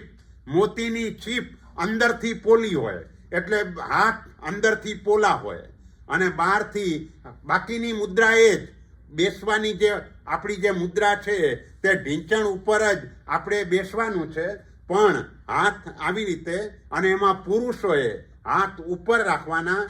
જાવંતી ચેયાઈમ, જાવંત કેવી સાહુ અને જય વિયરાય આભવ મખંડા સુધી આટલા જે સૂત્રો છે એ મુક્તા સુક્તિ મુદ્રાથી બોલવાના હોય. પણ બહેનોને હાથ ઊંચા કરવાના નથી. બહેનોએ હાથ માત્ર આટલા સુધી જ રાખવાના છે. અને એનું કારણ એમના અંગોપાંગની મર્યાદા જળવાય માટે આટલા સુધી રાખવાના. એટલે આના ઉપરથી નક્કી શું થયું? ભાઈ, તમારે ગુરુ પૂજન પણ કરવું હોય તો માત્ર જમણા અંગૂઠે, ગુરુના જમણા અંગૂઠે પૂજન કરી લો, પણ 9 અંગે ગુરુનું પૂજન કરાય નહીં. કારણ કે બહેનો જો નવાંગી ગુરુ પૂજન કરવા જાય તો હાથ ઉપર રાખવા પડે. હાથ ઉપર રાખે તો જયવીરાયમાં હાથ ઉપર કરવાની ના પાડી, તો કેવી રીતે એ રીતે થઈ શકે? એટલે આ બધી જે મર્યાદાઓ છે એ મર્યાદાનું પાલન. એટલે જ મુપત્તિના પુરુષો માટે 50 બોલ, બહેનો માટે 40 બોલ. એ અંગોપાંગની પણ મર્યાદા જળવાય એ કારણથી આવો ભેદ રાખવામાં આવ્યો છે. એટલા માટે આપણે પણ આ ભાવથી મુક્તા સુક્તિ મુદ્રા રાખી અને આ 3 સૂત્રો બોલવાના. અને જીન મુદ્રા એટલે જીનેશ્વર પરમાત્મા જેવી મુદ્રા, એને જીન મુદ્રા કહેવાય. જીનેશ્વર પરમાત્મા દીક્ષા લીધા પછી કેવળ જ્ઞાન ન થાય ત્યાં સુધી મોટા ભાગનો સમય એમનો કાયોસર્ગ ધ્યાનમાં જાય છે. એટલે ઊભા હોય, પણ ઊભા 2 પગની આગળ 4 આંગળ જેટલું અંતર હોય અને પાછળ ઓછું અંતર હોય. એટલે ઊભા રહેતી વખતે 2 પગ આવી રીતના હોવા જોઈએ, આગળ 4 આંગળ અને પાછળ ઓછું. આપણે આ 2 પગ આવી રીતે રાખીને ઊભા રહેતા હોય, કોઈ ભેગા રાખીને ઊભા રહેતો ના ચાલે. જીન મુદ્રા એટલે આટલી જ મુદ્રા, આટલા જ હાથ આંગળ જેટલું અંતર રખાય, આનાથી વધારે અંતર આગળ ન હોય, પાછળ ઓછું અંતર હોય, એને જીન મુદ્રા કહેવામાં આવે છે. તો આ રીતે ચૈત્યવંદન કરતી વખતે આપણે 3 મુદ્રાઓ એને બરાબર સાચવવાની હોય છે. 18 અભિષેક વખતે પણ આપણે પરમાત્માને મુદ્રાના દર્શન કરાવીએ છીએ. કારણ કે એનું કારણ એ છે કે જે પણ વર્ષ દરમિયાન આસાધના વગેરે થઈ હોય એનું નિવારણ કરવા માટે જેમ અંજન શલાકાના વિધાન દ્વારા કરીને પરમાત્મામાં પ્રાણ પ્રતિષ્ઠા કરવામાં આવે, તો એવી રીતે થયેલી આસાધનાનું નિવારણ કરવા માટે આ મુદ્રાઓનું પણ દર્શન એમને કરાવવાનું હોય છે. હા, જેવી રીતે ચૈત્યવંદનમાં આ મુદ્રા કરવાની છે એમ પ્રતિક્રમણમાં પણ જેમ કે દ્વાદશાવર્ત વંદન આવે, મુપત્તિનું પડીલેહાણ આવે, તો એ દરેક વખતે 2 ઢીંચણ એ ઊભા રાખીને ઉભડક પગે બેસવાનું હોય અને ઉભડક પગે બેસીને વચમાં એ કરવાનું હોય. ઘણા લોકો ઉભડક પગની આજુબાજુ હાથ રાખે, તો એ રીતે પણ ચાલે નહીં. બરાબર 2ની વચ્ચે જ હોવું જોઈએ. એટલે પ્રતિક્રમણમાં પણ આ બધી જ મુદ્રાઓ એ સાવધાનીપૂર્વક આપણે રાખવાની હોય છે. એ વંદન વખતની મુદ્રા એને આપણે યથાજાત મુદ્રા કહેવામાં આવે છે. યથાજાત એટલે આપણો જન્મ જેવી રીતે થયો, જે એક્શનમાં થયો, એ એક્શનમાં આપણે મુપત્તિનું પડીલેહણ અને વંદન વિધિ કરવાની છે. એટલે આવી રીતે જુદી જુદી મુદ્રાઓ એનો ઉપયોગ પ્રતિક્રમણ આદિ ક્રિયાઓમાં પણ કરવાનું વિધાન છે. અને તે પ્રમાણે જ આપણા ભાવમાં પણ વૃદ્ધિ થાય છે. માટે મુદ્રાઓનો ઉપયોગ એ પણ બરાબર થાય એની કાળજી રાખવાની. અને છેલ્લી ત્રિક એ પ્રણિધાન ત્રિક. પ્રણિધાન ત્રિકનો એક અર્થ મન વચન અને કાયાની એકાગ્રતા, અને બીજો અર્થ ચૈત્યવંદન, મુનિવંદન અને પ્રાર્થના સ્વરૂપ. જાવંતી ચેય્યાઈમ એ ચૈત્યવંદન છે, જાવંત કેવી સાહુ એ મુનિવંદન છે, અને પ્રાર્થના સૂત્ર એટલે જય વિયરાય આભવ મખંડા સુધી. આ રીતે પણ પ્રણિધાન ત્રિકનો અર્થ કરી શકાય. તો આવી રીતે જિનાલયમાં આપણે 10 ત્રિક એનું એટલે કે 30 બાબતો, બસ આ 30 બાબતોનું જિનાલયમાં આપણે ધ્યાન રાખવાનું. બોલો 9મા નંબરની ત્રિક કઈ? 6ઠ્ઠા નંબરની ત્રિક, 6ઠ્ઠા નંબરની 3 દિશા જોવાનો ત્યાગ, 4થા નંબરની પૂજા ત્રિક. બરાબર છે. અગ્ર પૂજા કઈ ત્રિકમાં આવે? હા, પૂજા ત્રિકમાં આવે. બરાબર છે. જીન મંદિર સંબંધી વિચારોનો ત્યાગ કઈ ત્રિકમાં આવે? નિસિહી ત્રિક. બરાબર છે. એવી જ રીતે અરિહંત ચૈયાણમ બોલીએ ત્યારે કઈ મુદ્રા રાખવાની? જીન મુદ્રા. જે ઊભા જે સૂત્રો બોલાય એમાં પગની જીન મુદ્રા હોય અને હાથની યોગ મુદ્રા હોય. જેટલા પણ ઊભા રહીને જે સૂત્રો બોલવાના હોય એ બધામાં પગની જીન મુદ્રા અને હાથની યોગ મુદ્રા રાખવાની હોય. તો આ રીતે 10 ત્રિક એનું પાલન કરવાનું. પછી 5 અભિગમની વાત કરી, 2 દિશાની વાત કરી, 3 અવગ્રહની વાત કરી. હવે 3 પ્રકારના વંદન. આપણે જે વંદન કરીએ આપણે સંક્ષિપ્તમાં લેવાના છીએ, કારણ કે આપણી પાસે જે સમય મર્યાદા છે એની અંદર આપણે પૂરું કરવું છે. એટલે આપણા માટે આ 3 પ્રકારના વંદન એટલે જઘન્ય ચૈત્યવંદન, મધ્યમ ચૈત્યવંદન અને ઉત્કૃષ્ટ ચૈત્યવંદન. હવે આજના દિવસે આપણે જે જઘન્ય ચૈત્યવંદન કરીએ છીએ તે 3 ખમાસમણ આપી અને અરિહંત ચૈયાણમ સૂત્ર બોલી 1 નવકારનો કૌશક કરી પારી અને થોય બોલીએ એ આજના દિવસનું આપણું જઘન્ય ચૈત્યવંદન છે. તો આ જઘન્ય એટલે કે નાનામાં નાનું ચૈત્યવંદન. એટલે આજના દિવસે બને ત્યાં સુધી મધ્યમ ચૈત્યવંદન બધાએ કરવું જોઈએ, બને ત્યાં સુધી. ધારો કે સમય નથી જ અને ચૈત્યવંદન કર્યા વગર એમને એમ જિનાલયમાંથી નીકળી ન શકાય, એટલે છેવટે અરિહંત ચૈયાણમ એટલું ચૈત્યવંદન એ તો ચોક્કસ કરવું જોઈએ. મોટા ભાગે જ્યારે પંચતીર્થી કરવા માટે નીકળતા હોઈએ તેવા સમયે પણ બધા જિનાલયોમાં આપણે મધ્યમ ચૈત્યવંદન મિનિમમ કરવું જોઈએ. તો પણ મોટા ભાગના લોકો અરિહંત ચૈયાણમ કરીને બહાર નીકળી જતા હોય છે. પણ શક્ય હોય ત્યાં સુધી ઉત્કૃષ્ટ ચૈત્યવંદન થાય તો સૌથી સારું. આપણું જે દેવવંદન 8 થોય વાળું જે ચૈત્યવંદન છે એને આપણે ઉત્કૃષ્ટ ચૈત્યવંદન કહીએ છીએ. અને મધ્યમ ચૈત્યવંદન એટલે આજના દિવસે આપણે જે પણ અષ્ટપ્રકારી પૂજા પૂર્ણ થયા પછી ઇરિયાવહિયા કરી 3 ખમાસમાન આપી અને સકલ કુશલવલ્લીથી અરિહંત ચૈયાણમ અને 1 નવકારનો કૌશક પાડીને થોય આટલું જે બોલીએ છીએ તે આજના દિવસનું મધ્યમ ચૈત્યવંદન છે. એટલે જઘન્ય, મધ્યમ અને ઉત્કૃષ્ટ આ 3 પ્રકારનું ચૈત્યવંદન છે. અન્ય આચાર્યોના મતે જેમાં 1 નમુથુણમ આવે એને જઘન્ય ચૈત્યવંદન કહેવાય. એટલે આપણે જે વર્તમાનમાં ચૈત્યવંદન કરીએ છીએ એ અન્ય આચાર્યોના મતે આપણું જગન્ય ચૈત્યવંદન થયું કહેવાય, કારણ કે આપણે એક જ વખત નમુત્તુણમ બોલીએ છીએ. જેમાં 2 કે 3 વખત નમુત્તુણમ આવે એવું ચૈત્યવંદન કરીએ એને મધ્યમ ચૈત્યવંદન કહેવાય. પ્રતિક્રમણની અંદર આપણે જે થોએ જોડો બોલીએ એમાં 2 વખત નમુત્તુણમ આવે. શરૂઆત પણ નમુત્તુણમથી થાય અને 4 થોએ બોલાઈ ગયા પછી પણ નમુત્તુણમ બોલીએ તો એ મધ્યમ ચૈત્યવંદન કહેવાય.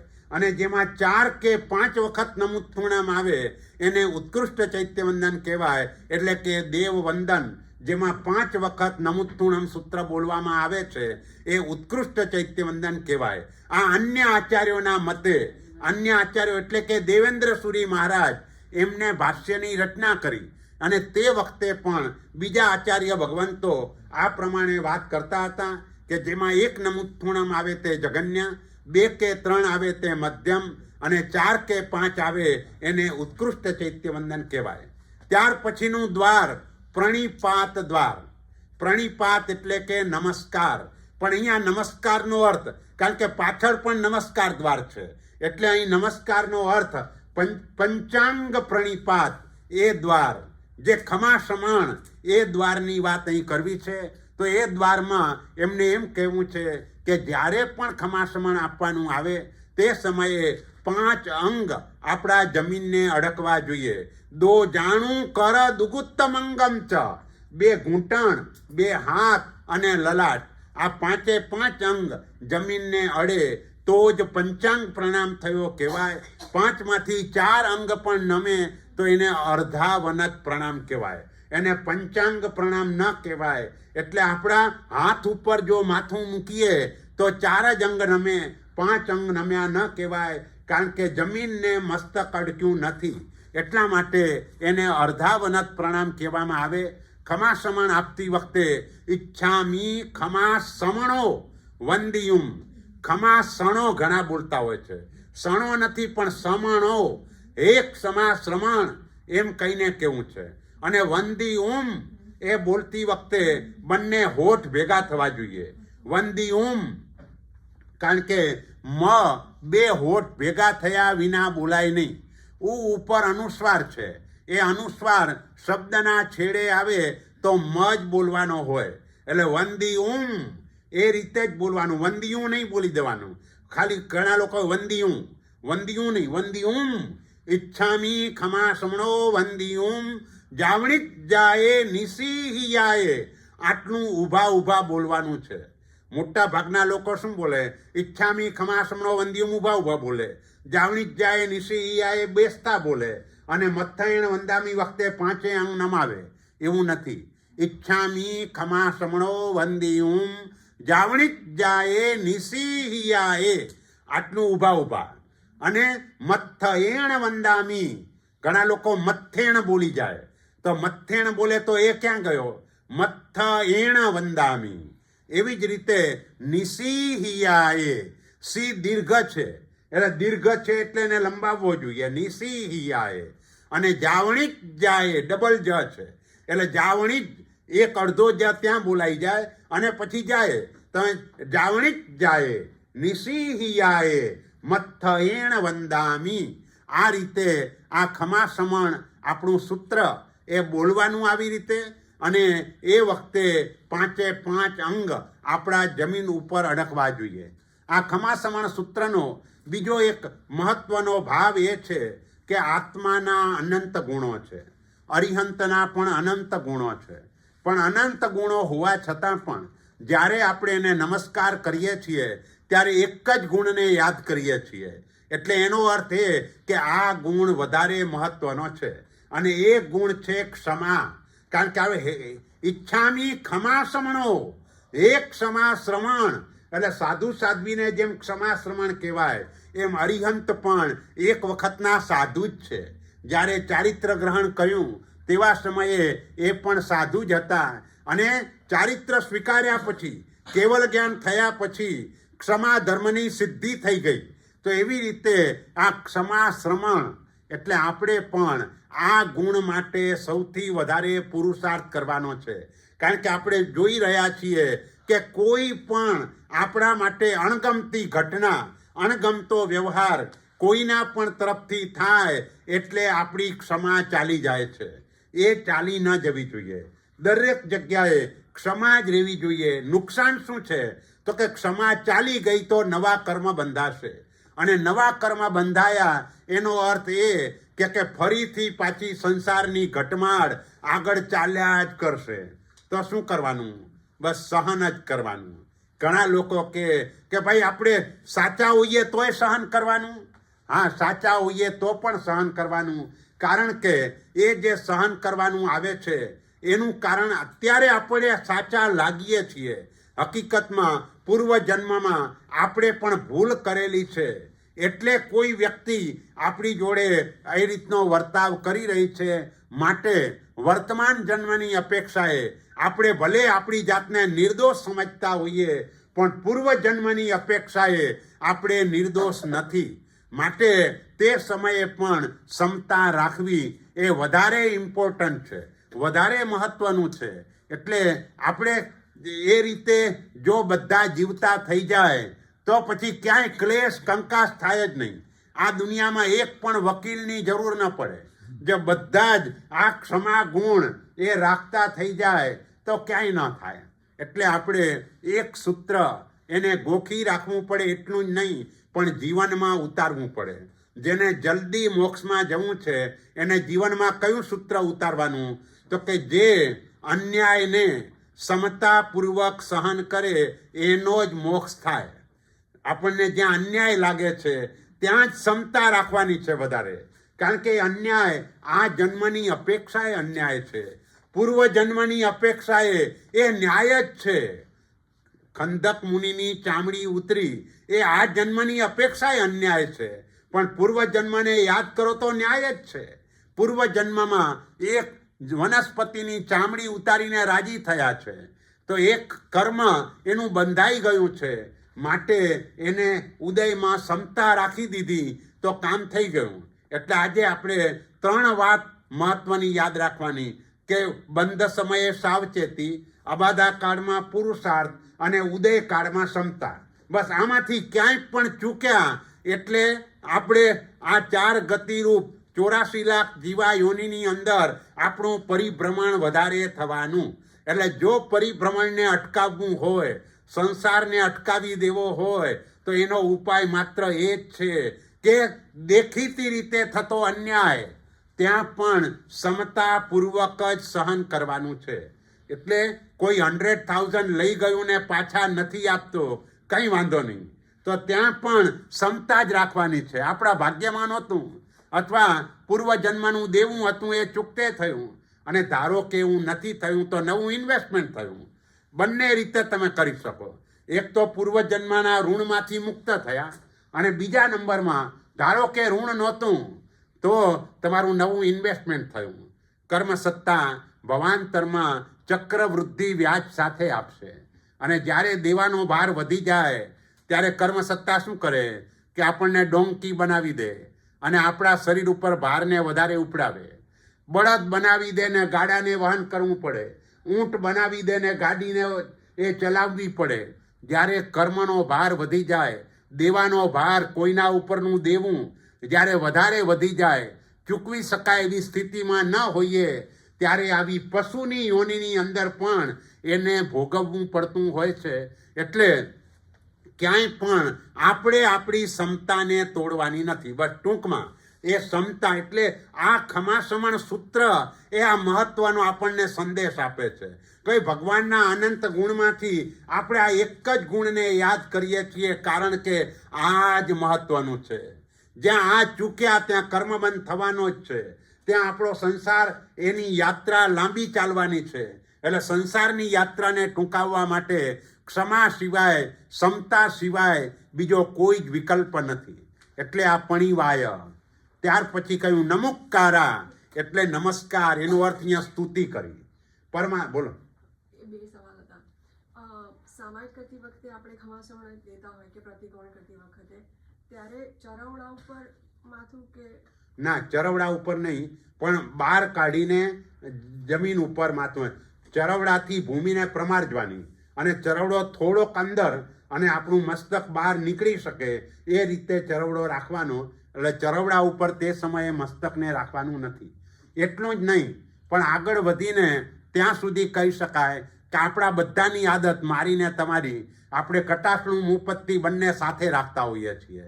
હકીકતમાં સાથે રાખવાના ન હોય, કારણ કે મુપત્તિ એમાં આપણે ગુરુની સ્થાપના કરીએ છીએ અને કટાસણું બેસવાનું સાધન છે.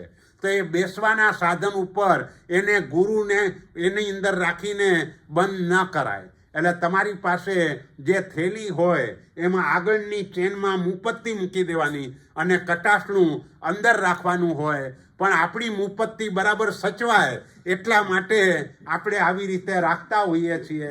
એટલે એ રીતે આપણે ત્યાં કરી શકાય. એટલે ચરવડો એ જૈનાનું પ્રતીક છે. એટલે હા, છૂટી મુપત્તિ પણ આખરે રહેવા, કટાસણું એમાં જ રહેવાનું ને, એટલે એના ઉપર જ એનો સ્પર્શ થવાનો. એટલે ચેનવાળી થેલી રાખી અને ચેનમાં એ રાખવાનું. અને આ ચરવડો એટલે માત્ર ઊભા થવાનું સાધન નથી.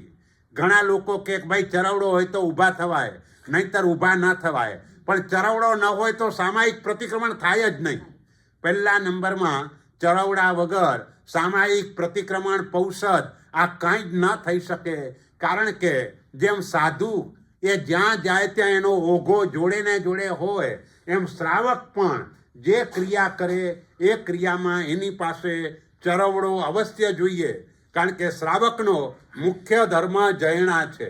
શ્રાવક જૈણાને ગૌણ કરીને બીજો કોઈ ધર્મ ન કરી શકે.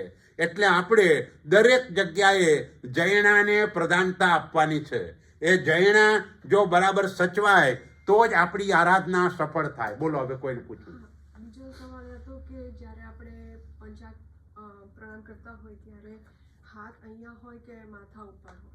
નહીં, હાથ તે સમયે પહેલા તો ઉપર હોય અને પછી આપણા હાથ આગળ આવે. પણ આગળ એવી રીતે રાખવાના કે મસ્તક આપણે બહાર કાઢી શકીએ એ રીતે હાથ રાખવા. હાથ ઉપર મસ્તક ના આવવું જોઈએ. હાથ પણ હોય આગળ, પણ મસ્તક એકદમ બહાર નીકળે એ રીતે. એટલે ટૂંકમાં અહીંથી પાછળથી કેળેથી એકદમ વળી જવાનું, તો જ એ રીતે આપણું મસ્તક બહાર નીકળશે, નહીંતર બહાર નહીં નીકળે. એટલે બરાબર 5 અંગ નમવા જોઈએ. બસ 2 ઘૂંટણ, 2 હાથ. એટલે 2 ઘૂંટણની વચ્ચે 2 હાથ રાખી દેશો ને તો મસ્તક બરાબર બહાર આવશે. તો એ જમીનને 5 અંગ. હાથની બહાર હોય કે મસ્તક અંદર હોય છે? હાથની વચ્ચે રાખો. ગર્ભાવસ્થા પ્રમાણે હાથની વચ્ચે રાખો. હા, હાથની વચ્ચે રાખો તો પણ ચાલે, પણ મસ્તક એ રીતે જમીનને અડકવું જોઈએ. બસ જમીનને અડકવું જોઈએ. મેન આશય આપણો એ છે કે 5 અંગ જમીનને બરાબર અડકવા જોઈએ. બસ એ રીતે મસ્તક રાખવાનું. હા, એટલે હાથ પણ એ રીતે રાખવાનું. બોલો. સામાયિક બેગમાં આપણે સાપડો અને એની ઉપર ચોપડી બી રાખી શકીએ? કટાશનું સાપડો ચોપડી એક પણ જુદા રાખવા પડે? આમ સાપડો અને સાપડા ઉપરની ચોપડી એવી રીતે રાખવાનું. એટલે કટાસણું, પછી સાપડો ને પછી ચોપડી. પણ કટાસડા પછી પુસ્તક ને પછી સાપડો એવી રીતે નહીં. સાપડો વચ્ચે, પુસ્તક પછી. હા, એ રીતે રાખી શકાય. સાપડો ને કટાસનું ટચ થાય તો ચાલે? હા, સાપડા ને કટાસડામાં હજુ એટલો વાંધો નથી. કારણ કે હા, જ્ઞાનનું સાધન ખરું, પણ પહેલામાં તો શું છે કે આપણે ગુરુની કલ્પના કરી છે, એટલે એ રીતે થાય. ગુરુની પણ કલ્પના કરી છે. આ મુપત્તિની હું આ થેલીમાં રાખું છું ને પછી કટાસા સાથે ઉપર રાખું છું તો થેલીમાં રાખીને રાખો તો કઈ વાંધો નથી, તો ચાલે. કારણ કે એનું આવરણ આવી ગયું, એટલે આવરણ આવી ગયું એટલે વાંધો નથી ત્યાં. હા, એટલે આપણે આ રીતે નમસ્કાર દ્વાર, નમસ્કાર એટલે સ્તુતિ. અહીં નમસ્કારનો અર્થ સ્તુતિ કરવાનો છે. તો સ્તુતિ કેટલી બોલવી? તો ઈગ, દુગ, તિગ, જાવ, અઠ્ઠ, સ્વયં. 1, 2, 3 થી લઈ અને 108 જેટલી સ્તુતિ પરમાત્માની સન્મુખ અત્યંત ભાવવાહી જે સ્તુતિઓ હોય એવી સ્તુતિ પરમાત્માની પાસે જઈને 3 પ્રદક્ષિણા આપ્યા પછી આપણે બોલવી જોઈએ. તો એ રીતે એ સ્તુતિની વાત કરી. પણિવાય નમુક્કારા વન્ના 16 શિયાલા, એટલે 1647 અક્ષરો. પણ એ અક્ષરોની શરૂઆત આપણે નમસ્કાર મહામંત્ર ત્યાંથી શરૂઆત કરવાની. તો નવકાર મંત્ર એના 68 અક્ષરો છે, 68. એમાં 61 એ ગુરુ અક્ષર, લઘુ અક્ષર છે અને 7 ગુરુ અક્ષર છે. ગુરુ અક્ષર એટલે જોડાક્ષર. તમે જોડાક્ષર બોલો એ રીતે બોલવાનો કે આગળનો અક્ષર, જેમ નમો સિદ્ધાણમ, સિદ્ધ સિદ્ધાણમ. પેલો દ બોલવાનો અને પછી ધ બોલવાનો. ઘણા લોકો સિદ્ધાણમ બોલે છે. સિદ્ધાણમ બોલો તો બે ધ બોલાયા. બે ધ ક્યાંય આવે નહીં. જ્યાં પણ જોડાક્ષર હોય ત્યાં જોડાક્ષરમાં બે ધ ના આવે, દ ને ધ જ આવે. સિદ્ધાણમ એટલે એના માટેનો નિયમ શું છે? તો તમે કક્કો શીખ્યા છો તો કક્કામાં જે પહેલો અક્ષર હોય તે ડબલ આવે. પહેલો અક્ષર કયો? ક, ચ, ટ, ત, પ. આ પહેલો અક્ષર કહેવાય. ક વર્ગનો પહેલો અક્ષર ક કહેવાય. એ ડબલ આવે. ણમકારો એ ડબલ આવ્યો. એમ ચ એ પણ ડબલ આવે. એવી રીતે ટ પણ ડબલ આવે, ત પણ ડબલ આવે અને પ પણ ડબલ આવે. પણ ખ, છ, ઠ, થ, ફ એ ડબલ ક્યારેય ના આવે. જ્યાં ખ હોય ને ત્યાં આગળ ક અને ખ એવી રીતે જ આવે. બીજો અક્ષર જ્યાં આવે ત્યાં પહેલો ને બીજો એ દુઃખખય, દુઃખખઓ તો ક ને ખ જ આવે. એટલે દુઃખ એ જોડાક્ષર બોલવો હોય તો પેલા અડધો ક બોલવો જોઈએ. દુઃખ, દુઃખ એ રીતે બોલવો જોઈએ. એવી રીતે છ હોય તો ચ ને છ જ આવે. બે છ ક્યાંય ના આવે. ઈચ્છામી, ઈચ્છકાર ચ ને છ જ આવે. એવી રીતે ઠ હોય તો ટ ને ઠ આવે. નિગાયણઠાએ, યણઠાએ ટ ને ઠ. યણઠ પેલો ટ બોલવાનો ને પછી ઠ બોલવાનો. એ રીતે ટ ને ઠ આવે.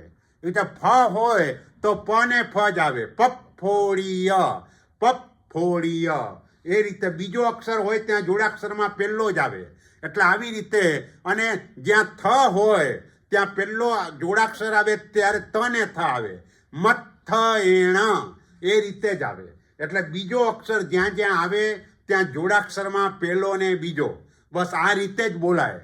ત્રીજો અક્ષર જ્યાં આવે ત્યાં ત્રીજો એમને એમ જ રહે. એમાં કોઈ જેમ પહેલા અક્ષરમાં ફેરફાર ન થાય એમ ત્રીજા અક્ષરમાં ફેરફાર ન થાય. ગ, જ, ડ, દ, બ આ ત્રીજો અક્ષર છે. ગ કાઉ સગમ, સગમ ડબલ ગ જ આવે. એમાં કોઈ ફેરફાર ન થાય. એવી રીતે જ, ત્રીજો અક્ષર જ, જાવણી જાય ત્યાં ડબલ જ જ આવે. એમાં કોઈ ફેરફાર ન થાય. એમ ડ, ઉડ્ડુ એણમ ડબલ ડ જ આવે. ડ ત્રીજો અક્ષર છે. એટલે એમ દ, ભદ્દામી, ભદ્દબાહુમ ડબલ દ જ આવ્યો. એવી રીતે બ તો ડબલ બ જ આવે. એ રીતે પછી ચોથો અક્ષર હોય ઘ, જ, ઢ, ધ, ભ. ચોથો એટલે ઘ, જ, ઢ, ધ, ભ. અને એ જ્યાં બોલાય ત્યાં ત્રીજો ને ચોથો જ આવે. જેમ ઘ હોય તો જોડાક્ષરમાં ગ ને ઘ. નિઘાયણઠાએ, નિઘા ગ ને ઘ જ આવે. એવી રીતે તમે ઢ બોલો તો ડ ને ઢ જ આવે. ડ ને ઢ. જેમ વઢ માણીએ ડ ને ઢ આવ્યો. વઢ ડ ને ઢ જ આવે. એવી રીતે જ ને જ. ઉવજ્જાયાણમ ચોથો અક્ષર હોય તો ત્રીજો જ આવી જાય ઓટોમેટિક જોડાક્ષરમાં. ઉવજ્જાયાણમ. એવી રીતે ભ હોય તો ત્રીજો જ આવી જાય. ત્રીજાની અંદર ભત્તિભર, નિભરેણ આ બધામાં ચોથો ને ત્રીજો એ રીતે જ કોમ્બિનેશન થાય. એટલે આટલું જો તમે બરાબર ધ્યાન રાખી લો ગ્રામર તો જોડાક્ષર બોલવામાં તમારી ક્યાંય ભૂલ ન થાય. બરાબર જોડાક્ષર આ જ રીતે બોલાય. એટલે નવકારની અંદર આવા 7 જોડાક્ષર છે. સિદ્ધાણમ દ ને ધ, ડબલ ધ નહીં. સિદ્ધાણમ. ઉવજ્જાયાણમ. સબ્બ ત્યાં એનો એ જ રહે. સબ્બ. પણ આ સબ્બ એ જો બે ના બદલે તમે એક જ વ બોલો તો અર્થ બદલાઈ જાય. સબ્બ એટલે સર્વ અને સવ એટલે મળદું. સવ એટલે સબ. સબ એટલે જેમાંથી આત્મા નીકળી ગયો છે અને કલેવર પડેલું છે એને સવ કહેવાય, એને સબ કહેવાય.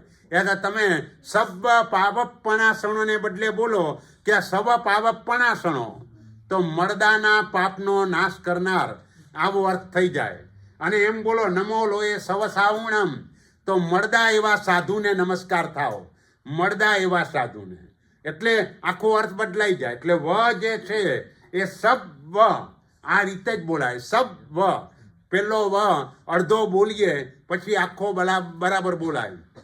નમુકારો સબ પાવપણાસણો. ઘણા લોકો બોલે સબ પાવપણાસણો તો પ એક જ બોલાય. એટલે જ્યાં બીજી લાઈનમાં જોડાક્ષરનો બીજો અક્ષર આવતો હોય તો ત્યાં પહેલો બીજા પદની સાથે બોલી લેવાનો. પાવક પણાસણો. પણ પાવ પણાસણો બોલવા જાય અને પણાસણોમાં ડબલ પ એકલો બોલવા જાય તો ના બોલાય. એટલે પાવની સાથે પ જોડવો પડે. પાવક પણાસણો. સબ્વેસિમ. આ રીતે 7 જોડાક્ષરો નવકાર મંત્રમાં છે અને 61 લઘુ અક્ષર છે. કુલ 68 અક્ષરો નવકાર મંત્રની અંદર છે. જોકે એના અર્થનો વિસ્તાર તો ઘણો મોટો છે, કારણ કે આપણે એને 14 પૂર્વનો સાર કહીએ છીએ. એટલે એનો અર્થ એ કે નવકારનો જો વિસ્તાર કરવા બેસે તો 14 પૂર્વ જેટલો વિસ્તાર થાય. એટલે એક જ નવકારનો અર્થ એટલે 14 પૂર્વ. આટલો બધો વિસ્તાર નવકારનો થઈ શકે. પણ આપણે અહીં કને પન્યાસ ભદ્રંકર વિજયજી મહારાજ કે જેમનું આખું જીવન નવકારમય હતું, આખા જીવનની અંદર નવકારને જ ઘૂંટ્યો અને નવકારના જ જુદા જુદા સ્વરૂપે એમને પોતાના પ્રવચનોમાં પણ એ જ વાત કરી. અને આજ દિવસ સુધી લગભગ 78 બુક એમના હસ્તાક્ષરથી લખાયેલી. હસ્તાક્ષરનું અક્ષય પાત્ર એ એનું નામ છે. અને એમના હસ્તાક્ષરોથી લખાયેલી આવી 78 બુક તો આવી ગઈ છે. અને આવી 200 બુકો એમના હાથથી. એટલે આટલું બધું ચિંતન એમને ક્યારે કર્યું હશે કે જે સંયમ જીવનની બધી સાધના પણ કરવાની, લોકો આવે બધા શાસનના કામો પણ કરવાના અને સાથે સાથે પોતાનું ચિંતન પણ આટલું બધું હોય. એટલે નવકારનો વિસ્તાર એ ઘણો મોટો થઈ શકે. પણ નવકાર મંત્ર બોલવામાં આપણે ધ્યાન એ રાખવાનું છે કે 9 પદ છે અને 8 સંપદા છે. સંપદા એટલે અર્થ પૂરો સમજાય એટલા પદોની રચના. અણમો અરિહંતાણમ. અરિહંત પરમાત્માને નમસ્કાર થાવ, અર્થ પૂરો થઈ ગયો. એટલે એક પદ એક સંપદા. પણ મંગલાણમ ચ સબ્વેસિમ. આ જો તમે બોલો તો અર્થ અધૂરો રહે. અને સર્વ મંગલોમાં. ચ એટલે અને, સબ્વેસિમ એટલે સર્વ, મંગલાણમ એટલે મંગલોમાં. અર્થ અધૂરો રહ્યો. એટલે એક પદ થયું પણ સંપદા પૂરી ન થઈ. હવે સંપદા પૂરી 2 પદની ભેગી મળીને થાય. એટલે મંગળાનમ ચ સબ્વેસિમ પડમમ હવૈ મંગલમ. આ 2 પદની એક સંપદા છે. એટલે નવકારના 9 પદ અને 8 સંપદા છે. 9 પદ એના નવનિધિ આપે. આ 9 પદ ચક્રવર્તીને નવનિધિની પ્રાપ્તિ થાય. જે અજીત શાંતિની અંદર એનું વર્ણન આવે છે તો એ 9 પ્રકારની નિધિ, નવકાર મંત્ર એને ભાવપૂર્વક એનું સ્મરણ કરવાથી આવું નિધાન આપણા આત્માને પ્રાપ્ત થાય. અને 8 સંપદાથી પરમાણુ અણસિદ્ધિ દાતાર. 8 પ્રકારની સિદ્ધિ, અણિમા ગરિમા આવી જે સિદ્ધિઓ છે એની પ્રાપ્તિ પણ નવકાર મંત્ર એને ભાવપૂર્વક ગણવાથી આવી સિદ્ધિઓ પણ પ્રાપ્ત થતી હોય છે. આજકાલ સંખ્યાનું મહત્વ થોડું વધી ગયું છે. ભાઈ 9 લાખ નવકાર ગણીએ તો નરક ગતિ દૂર થઈ જાય. 9 લાખ ગણનતા નરક નિવારે એમ આપણે બોલીએ છીએ. પણ એની જોડે જો ભાવ જોડાય તો ઘણો મોટો લાભ થાય. એટલે માત્ર દ્રવ્યથી ભાવ ન જોડાતો હોય તો એ દ્રવ્યથી તો ચોક્કસ ગણવાનું, પણ ભાવને પણ જોડવાનો પુરુષાર્થ કરવાનો.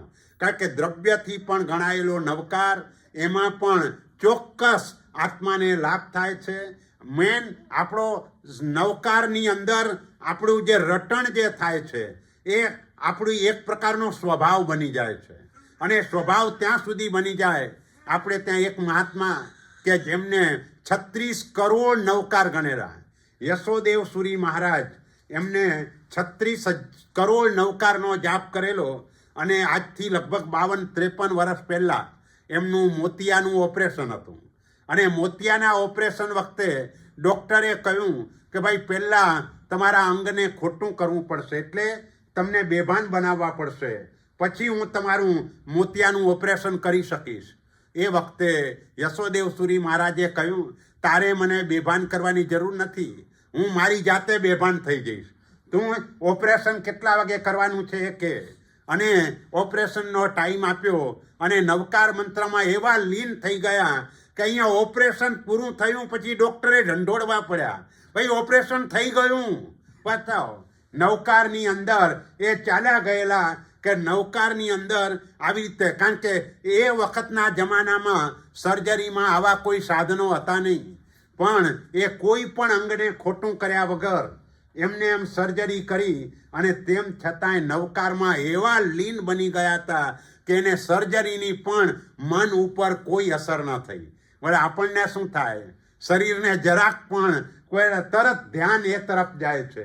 પણ આપણો પણ અનુભવ છે, ભલે શરીરમાં વેદના હોય, પણ વેદના હોય પણ તમને જે ગમતું જે પણ વસ્તુ હોય ત્યાં તમારું ધ્યાન જાય એટલે આ વેદના ભૂલી જવાય છે. જ્યાં એટલે આપણા બધાનો અનુભવ છે કે જે પ્રસંગ આપણને ગમતો હોય ત્યાં આપણા મનને કેન્દ્રિત કરી દઈએ તો અહીંની વેદના ભૂલી જવાય. એમ શરીર અને આત્મા જુદા છે.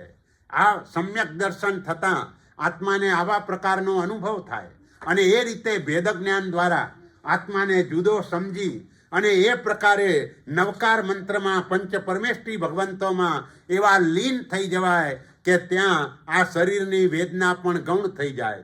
કારણ કે મારું નથી, એનું જે થવાનું હોય તે થાય. મારે મારું સંભાળવાનું છે, મારું એટલે મારા આત્માનું સંભાળવાનું છે. અત્યારે શરીર તરફ મારે ધ્યાન રાખવાનો અવસર નથી, એટલે એ રીતે આત્માનું સંભાળી લીધું.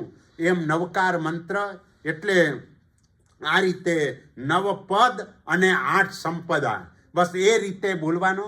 ઓરિજિનલ નવકારમાં નમો નથી પણ નમો છે. એટલે જેને પણ બોલવાનું ફાવતું હોય એને નમો અરિહંતાણમ એ બોલવું તે વધારે ઉચિત છે. આપણા પુસ્તકોમાં પણ બધી જ જગ્યાએ નમો નમો નમો એ શબ્દનો ઉલ્લેખ છે. પ્રાકૃતમાં અણા હોય છે, એટલે નમો એ રીતે બોલવું એ વધારે યોગ્ય છે. એટલે આ રીતે નવકાર મંત્ર. ત્યાર પછી ખમાસમણ સૂત્ર, તો એની વાત પણ આપણે કરી દીધી કે એ સૂત્ર આપણે કેવી રીતે બોલવાનું છે. ત્યાર પછીનું સૂત્ર અહીં ઈર્યાવહિયમ સૂત્ર છે. ખમાસમણ સૂત્રમાં 3 જોડાક્ષરો છે. ઈચ્છામી ચ ને છ, જાવણિત જાયે અને મથ્થ એણ, આ 3 જોડાક્ષરો છે. 25 લઘુ અક્ષર છે. ખમાસમણ સૂત્રના ટોટલ 28 એટલે કે 28 અક્ષરો છે. ત્યાર પછી ઈર્યાવહિયમ સૂત્ર, કારણ કે અહીં હવે આપણે જે વાત કરી રહ્યા છીએ તે દેવવંદનની અંદર જે સૂત્રોનો આપણે ઉપયોગ કરીએ છીએ એ સૂત્રોની વાત આપણે કરવાના છીએ, બીજા સૂત્રોની વાત કરવાના નથી. તો એની અંદર પહેલાં જે ઈર્યાવહિયા બોલાય એમાં ઈચ્છાકારેણ સંદેશ ભગવન, ત્યાં સંબોધન છે. એટલે ત્યાં સંબોધનની રીતે બોલવાનું. આ સૂત્રની શરૂઆત નથી, આ આદેશ માગીએ છીએ, આ સૂત્ર નથી. સૂત્રની શરૂઆત ઈચ્છામી પડિક્કમિયુમ ત્યાંથી થાય છે. આપણે આદેશ માગીએ છીએ અને આદેશમાં સંબોધન તરીકે આપણે ગુરુ મહારાજને પાસે આદેશ માગવાનો હોય એટલે ઈચ્છાકારેણ સંદેશ ભગવન. ભગવન જો સંબોધન ન હોય તો ભગવાન કહેવાય અને સંબોધનમાં ભગવાન થઈ જાય. એટલે ઈચ્છાકારેણ સંદેશ ભગવન ઈર્યાવહિયમ પડિક્કમામી, ક્વેશ્ચન પૂછવાનો છે. આપણે એમ ના બોલાય ઈર્યાવહિયમ પડિક્કમામી ઈચ્છામી પડિક્કમ્યુમ, એવી રીતે ના બોલાય. ઈર્યાવહિયમ પડિક્કમામી, ગુરુ મહારાજ કે પડિક્કમે હ, તમે પ્રતિક્રમણ કરો. ત્યાર પછી આપણે બોલવાનું ઈચ્છમ, મને આપની આજ્ઞા પ્રમાણ છે. પણ ઈચ્છમ ઈચ્છામી ભેગું કરવાનું નહીં. એટલે પહેલાં હે ભગવંત મને ઈચ્છાપૂર્વક આજ્ઞા આપો. સંધિસહ એટલે આજ્ઞા આપો અને ઈચ્છાકારેણ એટલે ઈચ્છાપૂર્વક. આપણા બધા સૂત્રોની આ વિશેષતા છે. ખમાસમણમાં પણ ઈચ્છામી ખમાસમણો, ઈર્યાવહિયામાં ઈચ્છાકારેણ સંદેશ ભગવાન. ગુરુ મહારાજને થોભ વંદન કરવું હોય તો ઈચ્છાકાર સુહરાઈ. અભુઠિયામાં પણ ઈચ્છાકારેણ સંદેશ ભગવાન. કેમ તો કે 10 પ્રકારની સામાચારીમાં પહેલી ઈચ્છાકાર સામાચારી છે. એટલે ગુરુ પાસે આપણે જે પણ આદેશ લેવાના છે એ ઈચ્છા જાણીને લેવાના છે. આના ઉપરથી આનો જે તત્વથી એનો અર્થ કરવો હોય આપણા વ્યવહારમાં, તો વ્યવહારમાં પણ આનો અર્થ એ કરાય કે આપણે ત્યાં ઘરમાં જે પણ મેમ્બરો હોય કે આપણે ઘરમાં કામ માટે પણ જે માણસો રાખ્યા હોય, ઓફિસમાં પણ જે માણસો રાખ્યા હોય, એ બધાની જોડેનો વ્યવહાર પણ એની ઈચ્છા જાણ્યા પછી એને કામ સોંપવાનો હોય. ઓર્ડર ક્યાંય પણ કરાય નહીં. એટલે અહીં પણ ઓર્ડર નથી, ઈચ્છા વ્યક્ત કરીએ છીએ. પહેલાં આપણે આપણી ઈચ્છા વ્યક્ત કરીએ, પછી ગુરુ મહારાજ આપણને રજા આપે. એમ ઓફિસમાં પણ આપણે આપણા જેને આપણે $1,00,000 પગાર આપતા હોઈએ એની પાસે પણ ઈચ્છા વ્યક્ત કરવાની છે. એને ઓર્ડર નથી કરવાનો, ભાઈ તારે આટલું કામ કરવાનું છે. આવો ઓર્ડર ન કરી શકાય. અને એવો જો ઓર્ડર કરીએ તો આભિયોગિક જાતિનું કર્મ બંધાય અને એ કર્મનો ઉદય આવે તે સમયે એની જોબ આપણે કરવી પડે. જેને અત્યારે આપણે જેને $1,00,000 પગાર આપીએ છીએ એ બીજા ભાવમાં આપણો બોસ હોય, આપણે એના નોકર હોઈએ. એટલે હંમેશા આ રીતે ઈચ્છા જાણીને એ કાર્ય સોંપવાનું હોય, પણ ક્યાંય ઓર્ડર કે એવી કોઈ પણ ભાષા વપરાય નહીં. ભારતમાં પગાર ઓછો આપતા હોય પણ ઓલા ઘરે જે પણ બહેનો કે ભાઈઓ કામ કરવા આવે બધાની જોડે ઓર્ડરથી કામ કરાવે. એને ખબર નથી કે આનાથી બીજા જન્મમાં મારા શું હાલ થશે. આ દેશની અંદર તો હજુ તમારામાં વિનય વિવેક છે, એટલે બહુ જ સૌજન્યતાપૂર્વક બધાની સાથે વાત કરો છો. એક આ દેશનો એક સારો સંસ્કાર કહી શકાય. ભલે લોકો આને અનાર્ય દેશના નામે ઓળખતા હોય, પણ તેમ છતાંય ભાષાથી આ દેશમાં આર્યપણું છે. કારણ કે અનાર્ય અને આર્યના પણ જુદા જુદા ઘણા ભેદો છે. તો આ ભાષાથી આર્યપણું એ પણ આત્માને ઘણો મોટો લાભ કરે છે. ભાષાથી અનાર્યપણું એ આત્માને ઘણું મોટું નુકસાન કરે છે. તો આ રીતે અહીં સૂત્રમાં પણ આ આપણી ભાષા આપણે આપણી ઈચ્છા વ્યક્ત કરીએ છીએ. અને ગુરુ મહારાજ આપણને કહે છે, આપણે કઈ હિરિયાવયમ પરિક્રમામી, માર્ગમાં જતા આવતા લાગેલા દોષોનું હું પ્રતિક્રમણ કરું. ત્યારે ગુરુ મહારાજ કે પરિક્રમે તમે પ્રતિક્રમણ કરો. ધારો કે ગુરુ મહારાજ હાજર નથી, આ દેશમાં તો ગુરુ મહારાજ નથી. આ દેશમાં તમે સ્થાપનાચાર્યજી સ્થાપો, અથવા તો કોઈક વખતે તમારી પાસે ભગવાન હોય એનું પડીલેહન કરેલું હોય તો સ્થાપનાચાર્યજી ન પણ સ્થાપ્યા હોય તો એની સામે તમે બોલો ઈર્યાવયમ પરિક્રમામી, પછી તરત જ ઈચ્છમ ન બોલાય. કારણ કે એ બોલ્યા પછી તરત જ એ ગુરુની શબ્દની રાહ જોવાની, જવાબની રાહ જોવાની. એ પરિક્રમે આટલું બોલાય ત્યાં સુધી અટકી જવાનું અને પછી બોલવાનું ઈચ્છમ. કલાપૂર્ણસુરી મહારાજ એમ બોલતા હતા કે જ્યારે અમે વાપરવા બેસીએ તે વખતે સૌથી વડીલ હતા. અને વડીલ હોવા છતાં પણ એ કે સહજ રીતે જ ગોચરી વાપરવા બેસીએ તે વખતે પૂછી લેવાય વાપરું, અને પછી થોડે સમય પછી વાપરવાનું શરૂ થાય. કારણ કે ગુરુની આજ્ઞા લેવી જોઈએ. એટલે પોતે જ ગુરુ હોય તો માંડલીમાં તો ભગવાન ન હોય, પણ એ માંડલીમાં ગુરુને પૂછીને વાપરે. પણ તો પણ સહજ રીતે જ આ એક અભ્યાસ થઈ ગયો કે કોઈ પણ ક્રિયા ગુરુને પૂછ્યા વિના ન કરાય. સમર્પણ ભાવ એની એવી પરાકાષ્ઠા આપણામાં હોવી જોઈએ કે બધું જ ગુરુને સમર્પિત. જે પણ પૂછીએ, આપણે પૌષદમાં હોઈએ તો પણ બધું ગુરુને પૂછીને કરવાનું. ક્યાં સુધી ગુરુને પૂછવાનું કે તમારી આંખની પાંપણ હલાવવી હોય તોય પૂછવાનું. અને એના માટે બહુવેલ સંધિસાવું બહુવેલ કરશું, આવા આદેશો મૂકવામાં આવ્યા. એટલે કેટલી સૂક્ષ્મ બાબતો છે. ભાઈ આંખની પાંપણ હલાવવા માટે હું વારંવાર રજા લેવા નહીં જઈ શકું, માટે પહેલેથી જ આખા દિવસ માટે રજા લઈ લેવામાં આવે છે. એટલે નાની નાની બાબતોમાં પણ ગુરુને પૂછીને જ આગળ વધવાનું હોય. એ રીતે આ જીન શાસનની અંદર ગુરુ તત્વનો આ મહિમા છે. કારણ કે એની એટલે જ વચ્ચે ગુરુને મૂક્યા છે. દેવ ગુરુ અને ધર્મ ગુરુ વચ્ચે એટલા માટે કે ભગવાનને પણ ગુરુ ઓળખાવે, ધર્મને પણ ગુરુ સમજાવે. માટે ગુરુને ગૌણ ન કરાય. ગુરુ એ મુખ્ય છે. માટે દરેક જગ્યાએ ગુરુને આગળ કરવાના, ગુરુ તરફ અતિશય સમર્પણ ભાવ. બસ એ રીતે ગુરુ કોઈ પણ બાબતમાં કહે એટલે તહતથી જ બોલવાનું હોય. એમાં ક્યાંય પણ આપણી શક્તિ ન હોય. ઘણી વખત એવું બને આપણી શક્તિ ન હોય પણ ગુરુ મહારાજ કહે ભાઈ તું કરી લે 28, તો એ તહતથી જ કહેવાનું. ત્યાં ગુરુને ના પાડવાની નથી. એ પછી જવાબદારી ગુરુની થઈ ગઈ.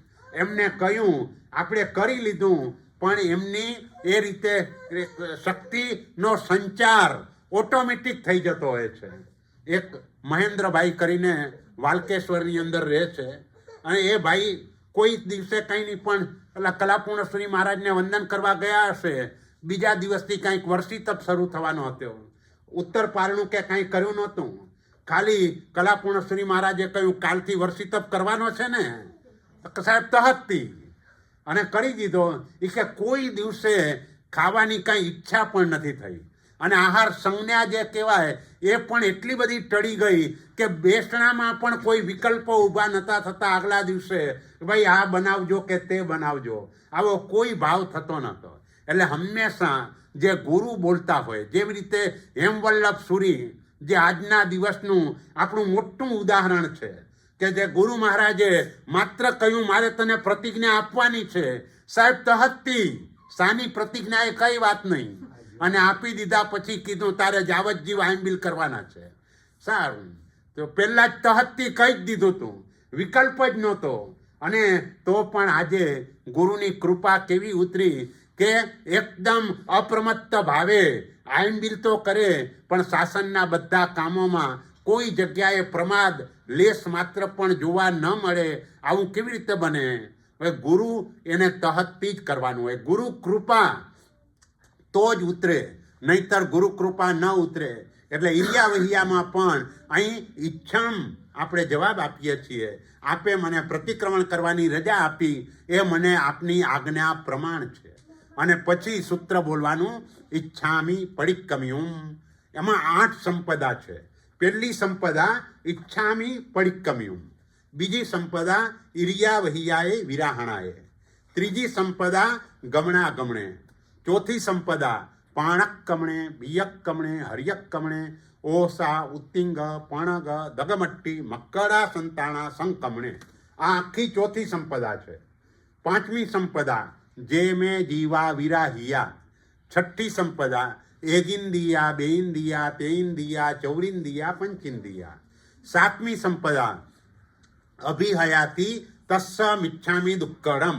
અભિહયા વત્તિયા લેસિયા સંગાઈયા સંગટ્ટિયા પર્યાવિયા કેલામિયા ઉદ્દવિયા ઠાણાઓ ઠાણમ સંકામિયા જીવિયાઓ વવરોવિયા તસ્સ મિચ્છામી દુક્કડમ. આ સાતમી સંપદા. અને આઠમી સંપદા તસ્સ ઉત્તરીકરણેણમ.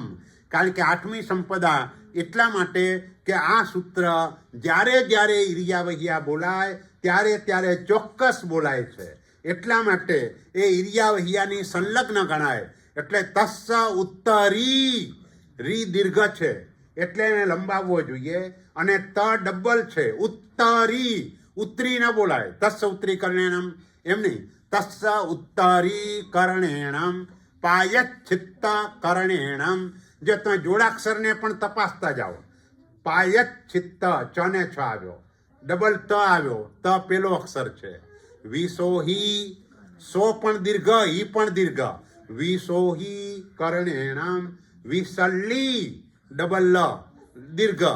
કરણેણમ પાવાણમ કમ્માણમ નિત્ઘાયણઠ્ઠાએ ઠામી કાઉસગ્ગમ. કાઉસગ્ગમ નહીં, મોટા ભાગના લોકો બોલે કાઉસગ્ગમ. કાઉસગ્ગમ. સ પણ ડબલ છે ને ગ પણ ડબલ છે, એટલે એ રીતે બોલવાનું. તો આ રીતે આપણી ઈર્યા વહિયામાં 8 સંપદા થઈ, અને એના પદો 32 પદ. 32 પદ કેવી રીતે થાય? તો કે ઈચ્છામી પડિક્કમ્યુમ, આ 2 પદ થયા. ઈર્યા વહિયાએ વિરાહણાએ, એ પણ 2 પદ થયા. ગમણા ગમણે, આ 1 જ પદ થયું. એટલે 3 સંપદાના 5 પદ થયા. 2, 2, 1. હવે 4 પદ. પહેલું પદ પાણક કમણે, બીજું પદ બિયક કમણે, ત્રીજું પદ હરિયક કમણે, ચોથું પદ ઓસાથી સંકમણે. ઓસા ઉત્તિંગ પણગ દગમટ્ટી મક્કડા સંતાણા સંકમણે. અહીંયા ક્યાંય બ્રેક લેવાય નહીં.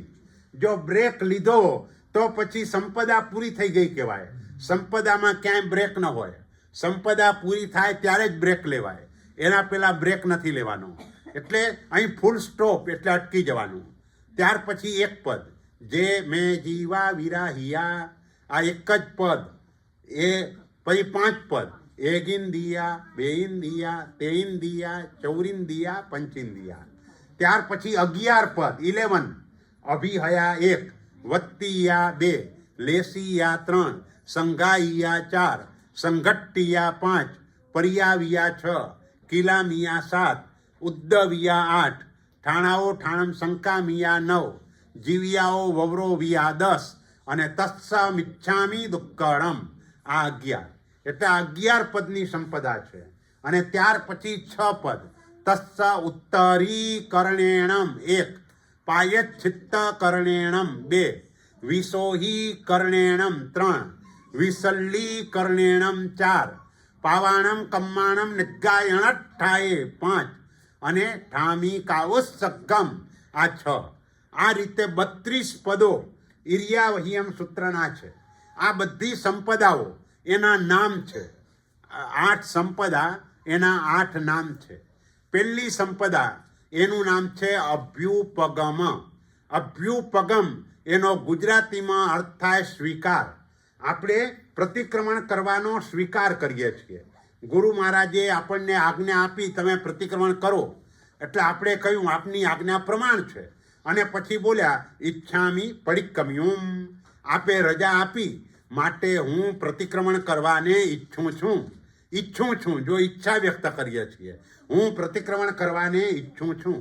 એટલે આ સ્વીકાર સંપદા, આપણે પ્રતિક્રમણ કરવાનો સ્વીકાર કર્યો.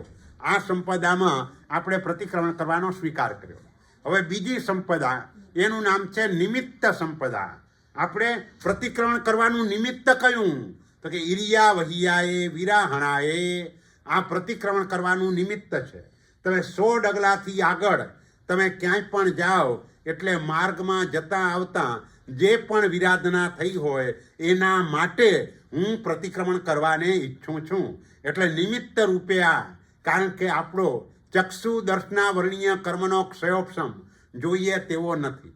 અને એટલે ઉપયોગ રાખીને ચાલવા છતાં પણ જીવ વિરાધનાની શક્યતા છે. તો પણ જીવ વિરાધના થઈ ગઈ હોય તો એના માટે હું પ્રતિક્રમણ કરવાને ઈચ્છું છું. હવે જે નિમિત્ત છે એ 2 પ્રકારના છે. એક સામાન્ય નિમિત્ત છે અને બીજું વિશેષ નિમિત્ત છે. તો કે પ્રતિક્રમણ કરવાનું સામાન્ય કારણ કયું? સામાન્ય નિમિત્ત કયું? તો કે સામાન્ય નિમિત્ત ગમણા ગમણે. ગમન અને આગમન. ગમન એટલે જવું અને આગમન એટલે આવવું. જતા આવતા જે કોઈ વિરાધના થઈ હોય એના માટે હું પ્રતિક્રમણ કરવાને ઈચ્છું છું. તો વિશેષ કારણ કયું? તો વિશેષ કારણ પાણક કમણે. આ વિશેષ કારણ. પાણ એટલે પ્રાણ. કોઈના પ્રાણ ચાપ્યા હોય. પ્રાણ ચાપ્યા એટલે કોઈના પણ પ્રાણ ચાલ્યા જાય એવી આપણા દ્વારા કોઈ પ્રવૃત્તિ થઈ હોય એટલે એને પાણક કમણે કહેવાય. જેમ કીડી આપણે ઉપયોગ રાખીને જતા હોઈએ, પણ ઉપયોગ રાખીને જવા છતાં પણ કોઈ આપણો પગ કોઈ જીવ ઉપર આવી ગયો અને એ જીવની વિરાધના થઈ ગઈ, એ જીવનું મરણ થઈ ગયું, તો એને પાણક કમણે કહેવાય. ત્યાં ઉપયોગ રાખીને ચાલવા છતાં આવી વિરાધના થાય તો એનો દોષ ઘણો અલ્પ લાગે.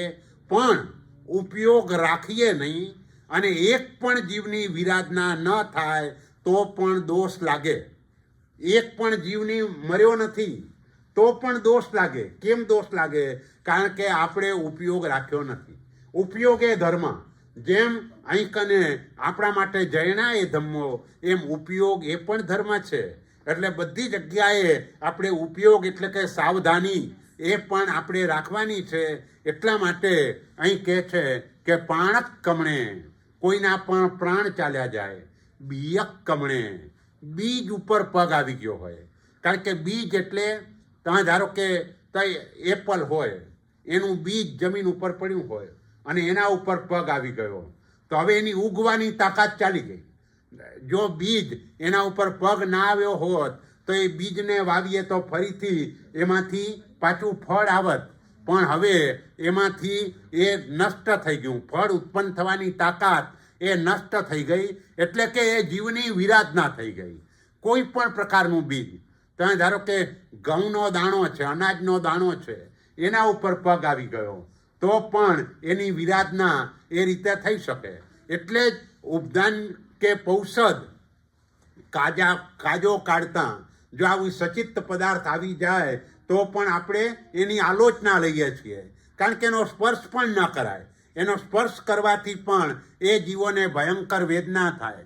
માટે આપણે એ બધી બાબતમાં કાળજી રાખવાની છે. એટલે ઘરની અંદર તમે જે પણ નમકની ડબ્બી હોય એની જોડે ચમચી સ્ટીલની ન રખાય, કારણ કે એ જે જીવો છે એ ચમચીના ભારને સહન ન કરી શકે, એટલે એ જીવોને વેદના વધારે થાય. પાણીની બાલદી, ભરેલી બાલદીમાં તમે ટબ સ્ટીલનો કે પ્લાસ્ટિકનો મૂકીને રાખી ના શકો, કારણ કે એમ કરવાથી પણ એ જીવોને વેદના થાય.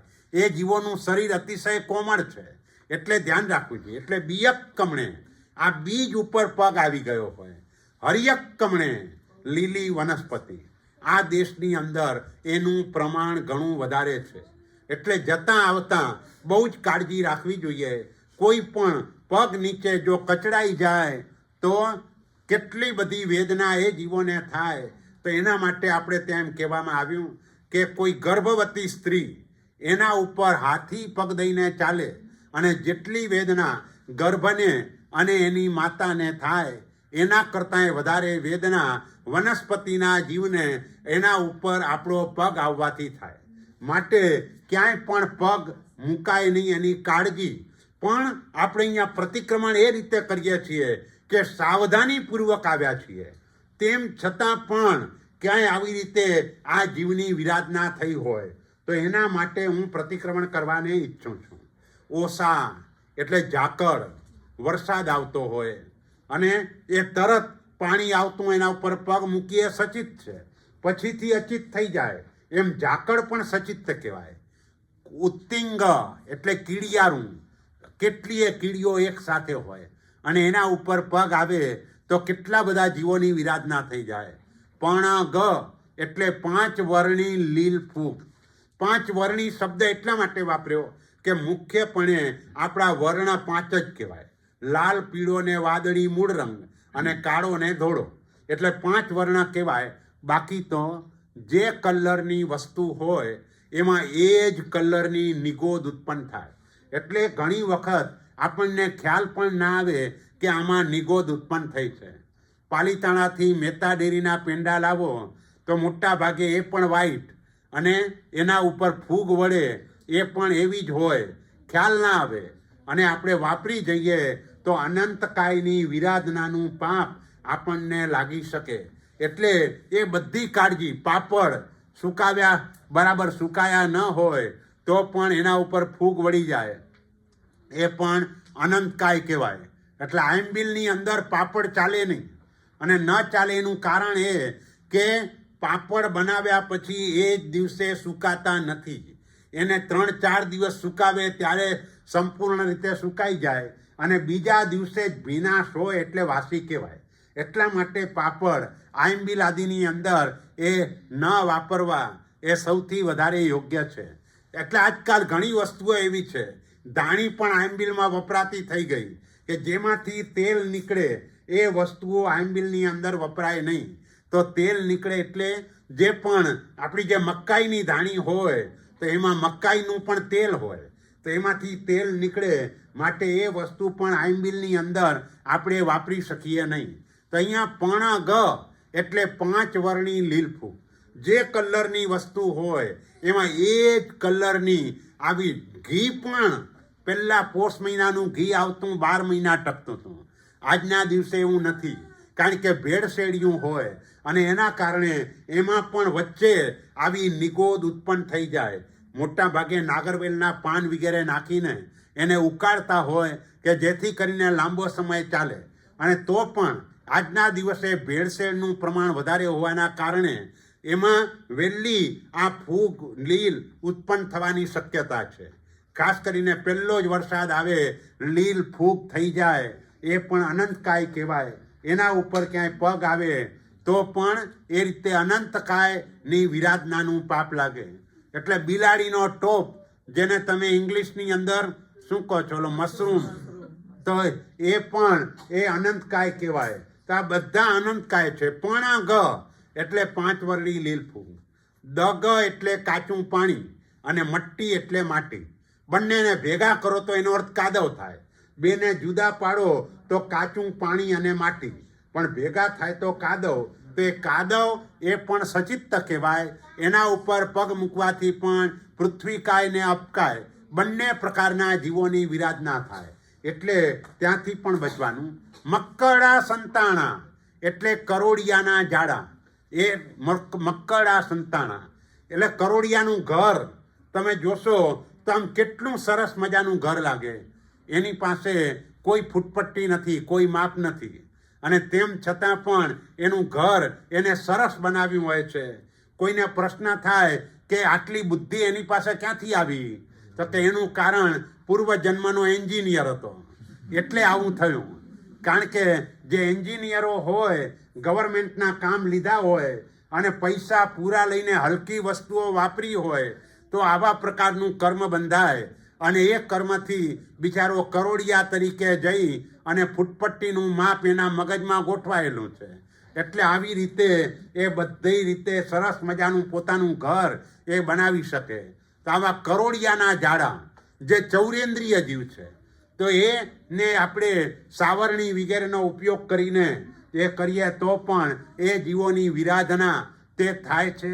માટે આ બધા જીવોને એક જગ્યાએથી બીજી જગ્યાએ મૂક્યા હોય, કારણ કે એનું શરીર કોમળ છે, અને કોમળ શરીર હોવાના કારણે ઘણી વખત આપણા ઉપયોગ ન રહે તો પણ એની વિરાધના થઈ જવાની શક્યતા છે.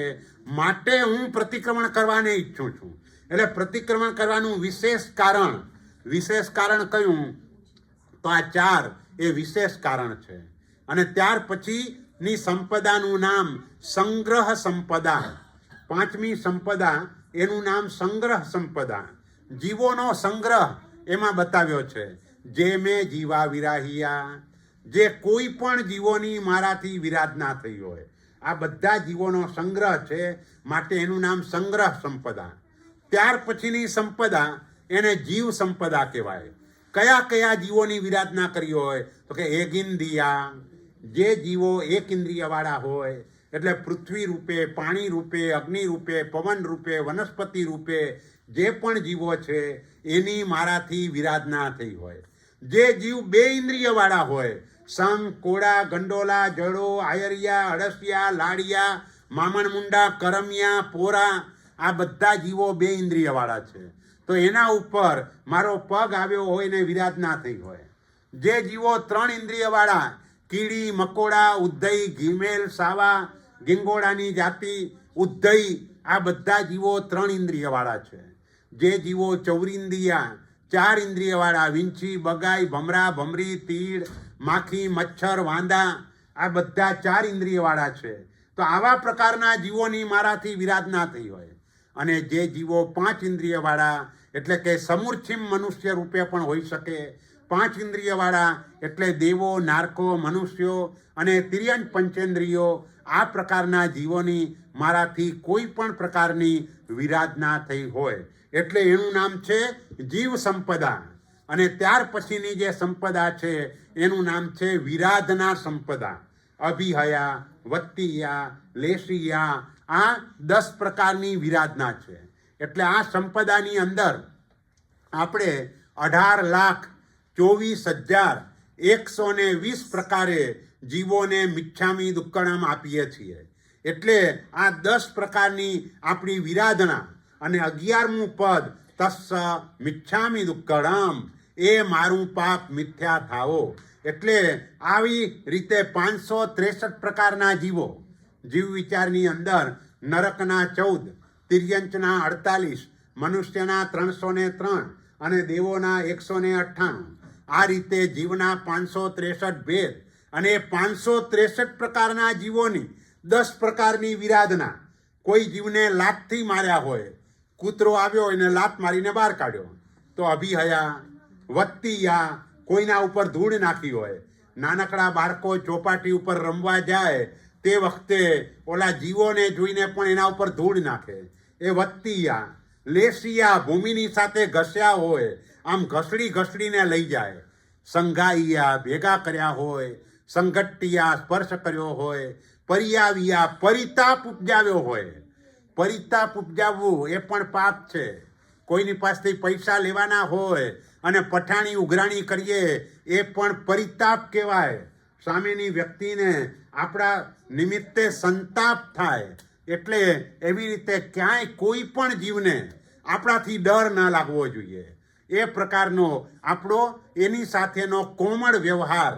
એ કોમળ વ્યવહાર એટલે કોઈની જોડે પૈસાનો પણ વ્યવહાર હોય અને સામેની વ્યક્તિ સમયસર ન પણ આપી શકે, સામેની વ્યક્તિ કદાચ આપણને ફોન કરતાં એને સંકોચ થતો હોય તો આપણે સામેથી ફોન કરીને એને જણાવવાનું, ભાઈ તું મારા પૈસાની ચિંતા કરતો નહીં, તારે ગમે ત્યારે અપાશે, મને કોઈ એવી ઉતાવળ નથી.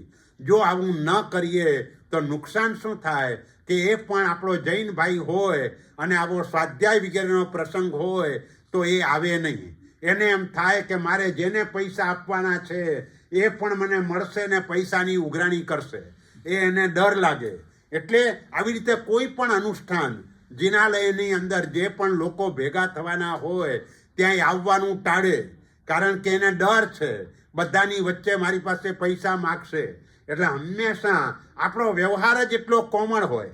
પહેલા નંબરમાં આપવાનું જેટલું કે જેટલું આપણે ભૂલી શકીએ, ઉઘરાણી કરવાની જરૂર જ ન પડે, એટલું જ આપવાનું, એનાથી વધારે આપવાનું જ નહીં. તો આપણા ભાવ પણ જળવાઈ રહે અને સામેની વ્યક્તિ પાસેથી મેળવવાની અપેક્ષા પણ ન હોય. ભાઈ કંઈ વાંધો નહીં, મારા સાધર્મિકની ભક્તિ થઈ, એ ભાવ એની સાથે આપણો જળવાઈ રહેવો જોઈએ. જો એ ન જળવાય તો આપણને પણ દોષ લાગે. સાધર્મિક સાથે કલહ કીધો, આપણે દર્શનાચારના અતિચારની અંદર એ બોલીએ છીએ તો એ રીતે પણ આપણા માટે દોષનું કારણ બની જાય. એટલે આવું ન બને માટે જ્યાં પણ આપવાનો વખત આવે ત્યાં મોટા ભાગે એટલું જ આપવું કે જેને આપણે ભૂલી શકીએ. બસ પછી ઉઘરાણી આપ્યા પછી કોઈ દિવસે કરવાની નહીં. એની જ્યારે અનુકૂળતા હોય આપી જાય તો વેલ એન્ડ ગુડ, અને ન આપે તો પણ એના તરફ ભાવને પણ બગાડવાનો નહીં. એટલે આ રીતે 10 પ્રકારની જુદી જુદી વિરાધનાઓ છે. પરિયાવિયા, કિલામિયા, ખેત પમાડ્યા હોય, ઉદ્દવિયા બીવડાવ્યા હોય, ઠાણાઓ ઠાણમ સંકામિયા, એક જગ્યાએથી બીજી જગ્યાએ મૂક્યા હોય, જીવિયાઓ વવરોવિયા, જીવિતથી ચૂકવ્યા હોય એટલે કે મરણ પામ્યા હોય. આ બધું જ મારું પાપ મિથ્યા થાઓ. આ રીતે 563 પ્રકારના જીવોની 10 પ્રકારની વિરાધના એ મન વચન કાયા, કરણ કરાવણ અનુમોદન, રાગ અને દ્વેષ, અને 6ની સાક્ષી અરિહંત સિદ્ધ સાધુ કેવલી પ્રરૂપિત ધર્મ, દેવ અને આત્મા. આ 6ની સાક્ષી આ રીતે તમે પરસ્પર ગુણાકાર કરશો તો 18,24,120 પ્રકાર આવશે. તો આ રીતે 3 કાળ, આ રીતે બધી રીતે તમે ગુણાકાર કરતા આટલી સંખ્યા આવશે. તો આ રીતે ઇરિયાવહ્યમ સૂત્ર દ્વારા આટલી રીતે મિચ્છામિ દુક્કડમ અને એનું વિશેષ પ્રતિક્રમણ તે તસ્સ ઉત્તરી સૂત્રમાં આપણે એનું વિશેષ પ્રતિક્રમણ કરીએ છીએ. એ વાત આપણે બ્રેક પછી એટલે બરાબર 1:15 વાગે આપણે અહીં કને આવી જઈશું. બરાબર ને? છની સાક્ષી પાછી. હા? છની સાક્ષી દેવ ગુરુ, દેવ ગુરુ, કેવલી પ્રરૂપિત ધર્મ, આત્મા, દેવ આત્મા પણ આવી ગયો. હા, અરિહંત અને સિદ્ધ. અરિહંત સખ્યમ, સિદ્ધ સખ્યમ, દેવ સખ્યમ, સાહુ સખ્યમ, અપ્પ સખ્યમ. નહીં, એટલે એમાં શું છે કે અહીં દેવ એટલે વૈમાનિક વગેરે દેવો લેવાના છે. અહીં દેવમાં અરિહંત સિદ્ધ નથી લેવાના. ગુરુ એટલે આચાર્ય, ઉપાધ્યાય ને સાધુ. પણ આમ ગુરુ એટલે એક દ્રષ્ટિએ ગુરુ એ પણ કહેવાય કે જેનાથી આપણે ધર્મ પામ્યા, એ આપણા વિશેષ ઉપકારી તરીકે. અને બીજા રીતે સામાન્ય સાધુ એટલે બધા જ જે સાધુ ભગવંતો છે એની સાક્ષી, એવી રીતે લેવાની. ચાલો, પરમાત્માની આજ્ઞા વિરુદ્ધ બોલાવ્યું તો મિચ્છામિ દુક્કડમ. શિવમસ્તુ સર્વ જગત પરહિત નિરતા ભવન્તુ ભૂતગણા દોષા પ્રયાન્તુ નાશમ સર્વત્ર સુખી ભવતુ લોકઃ. બોલો શ્રી મહાવીર સ્વામી ભગવાન કી જય.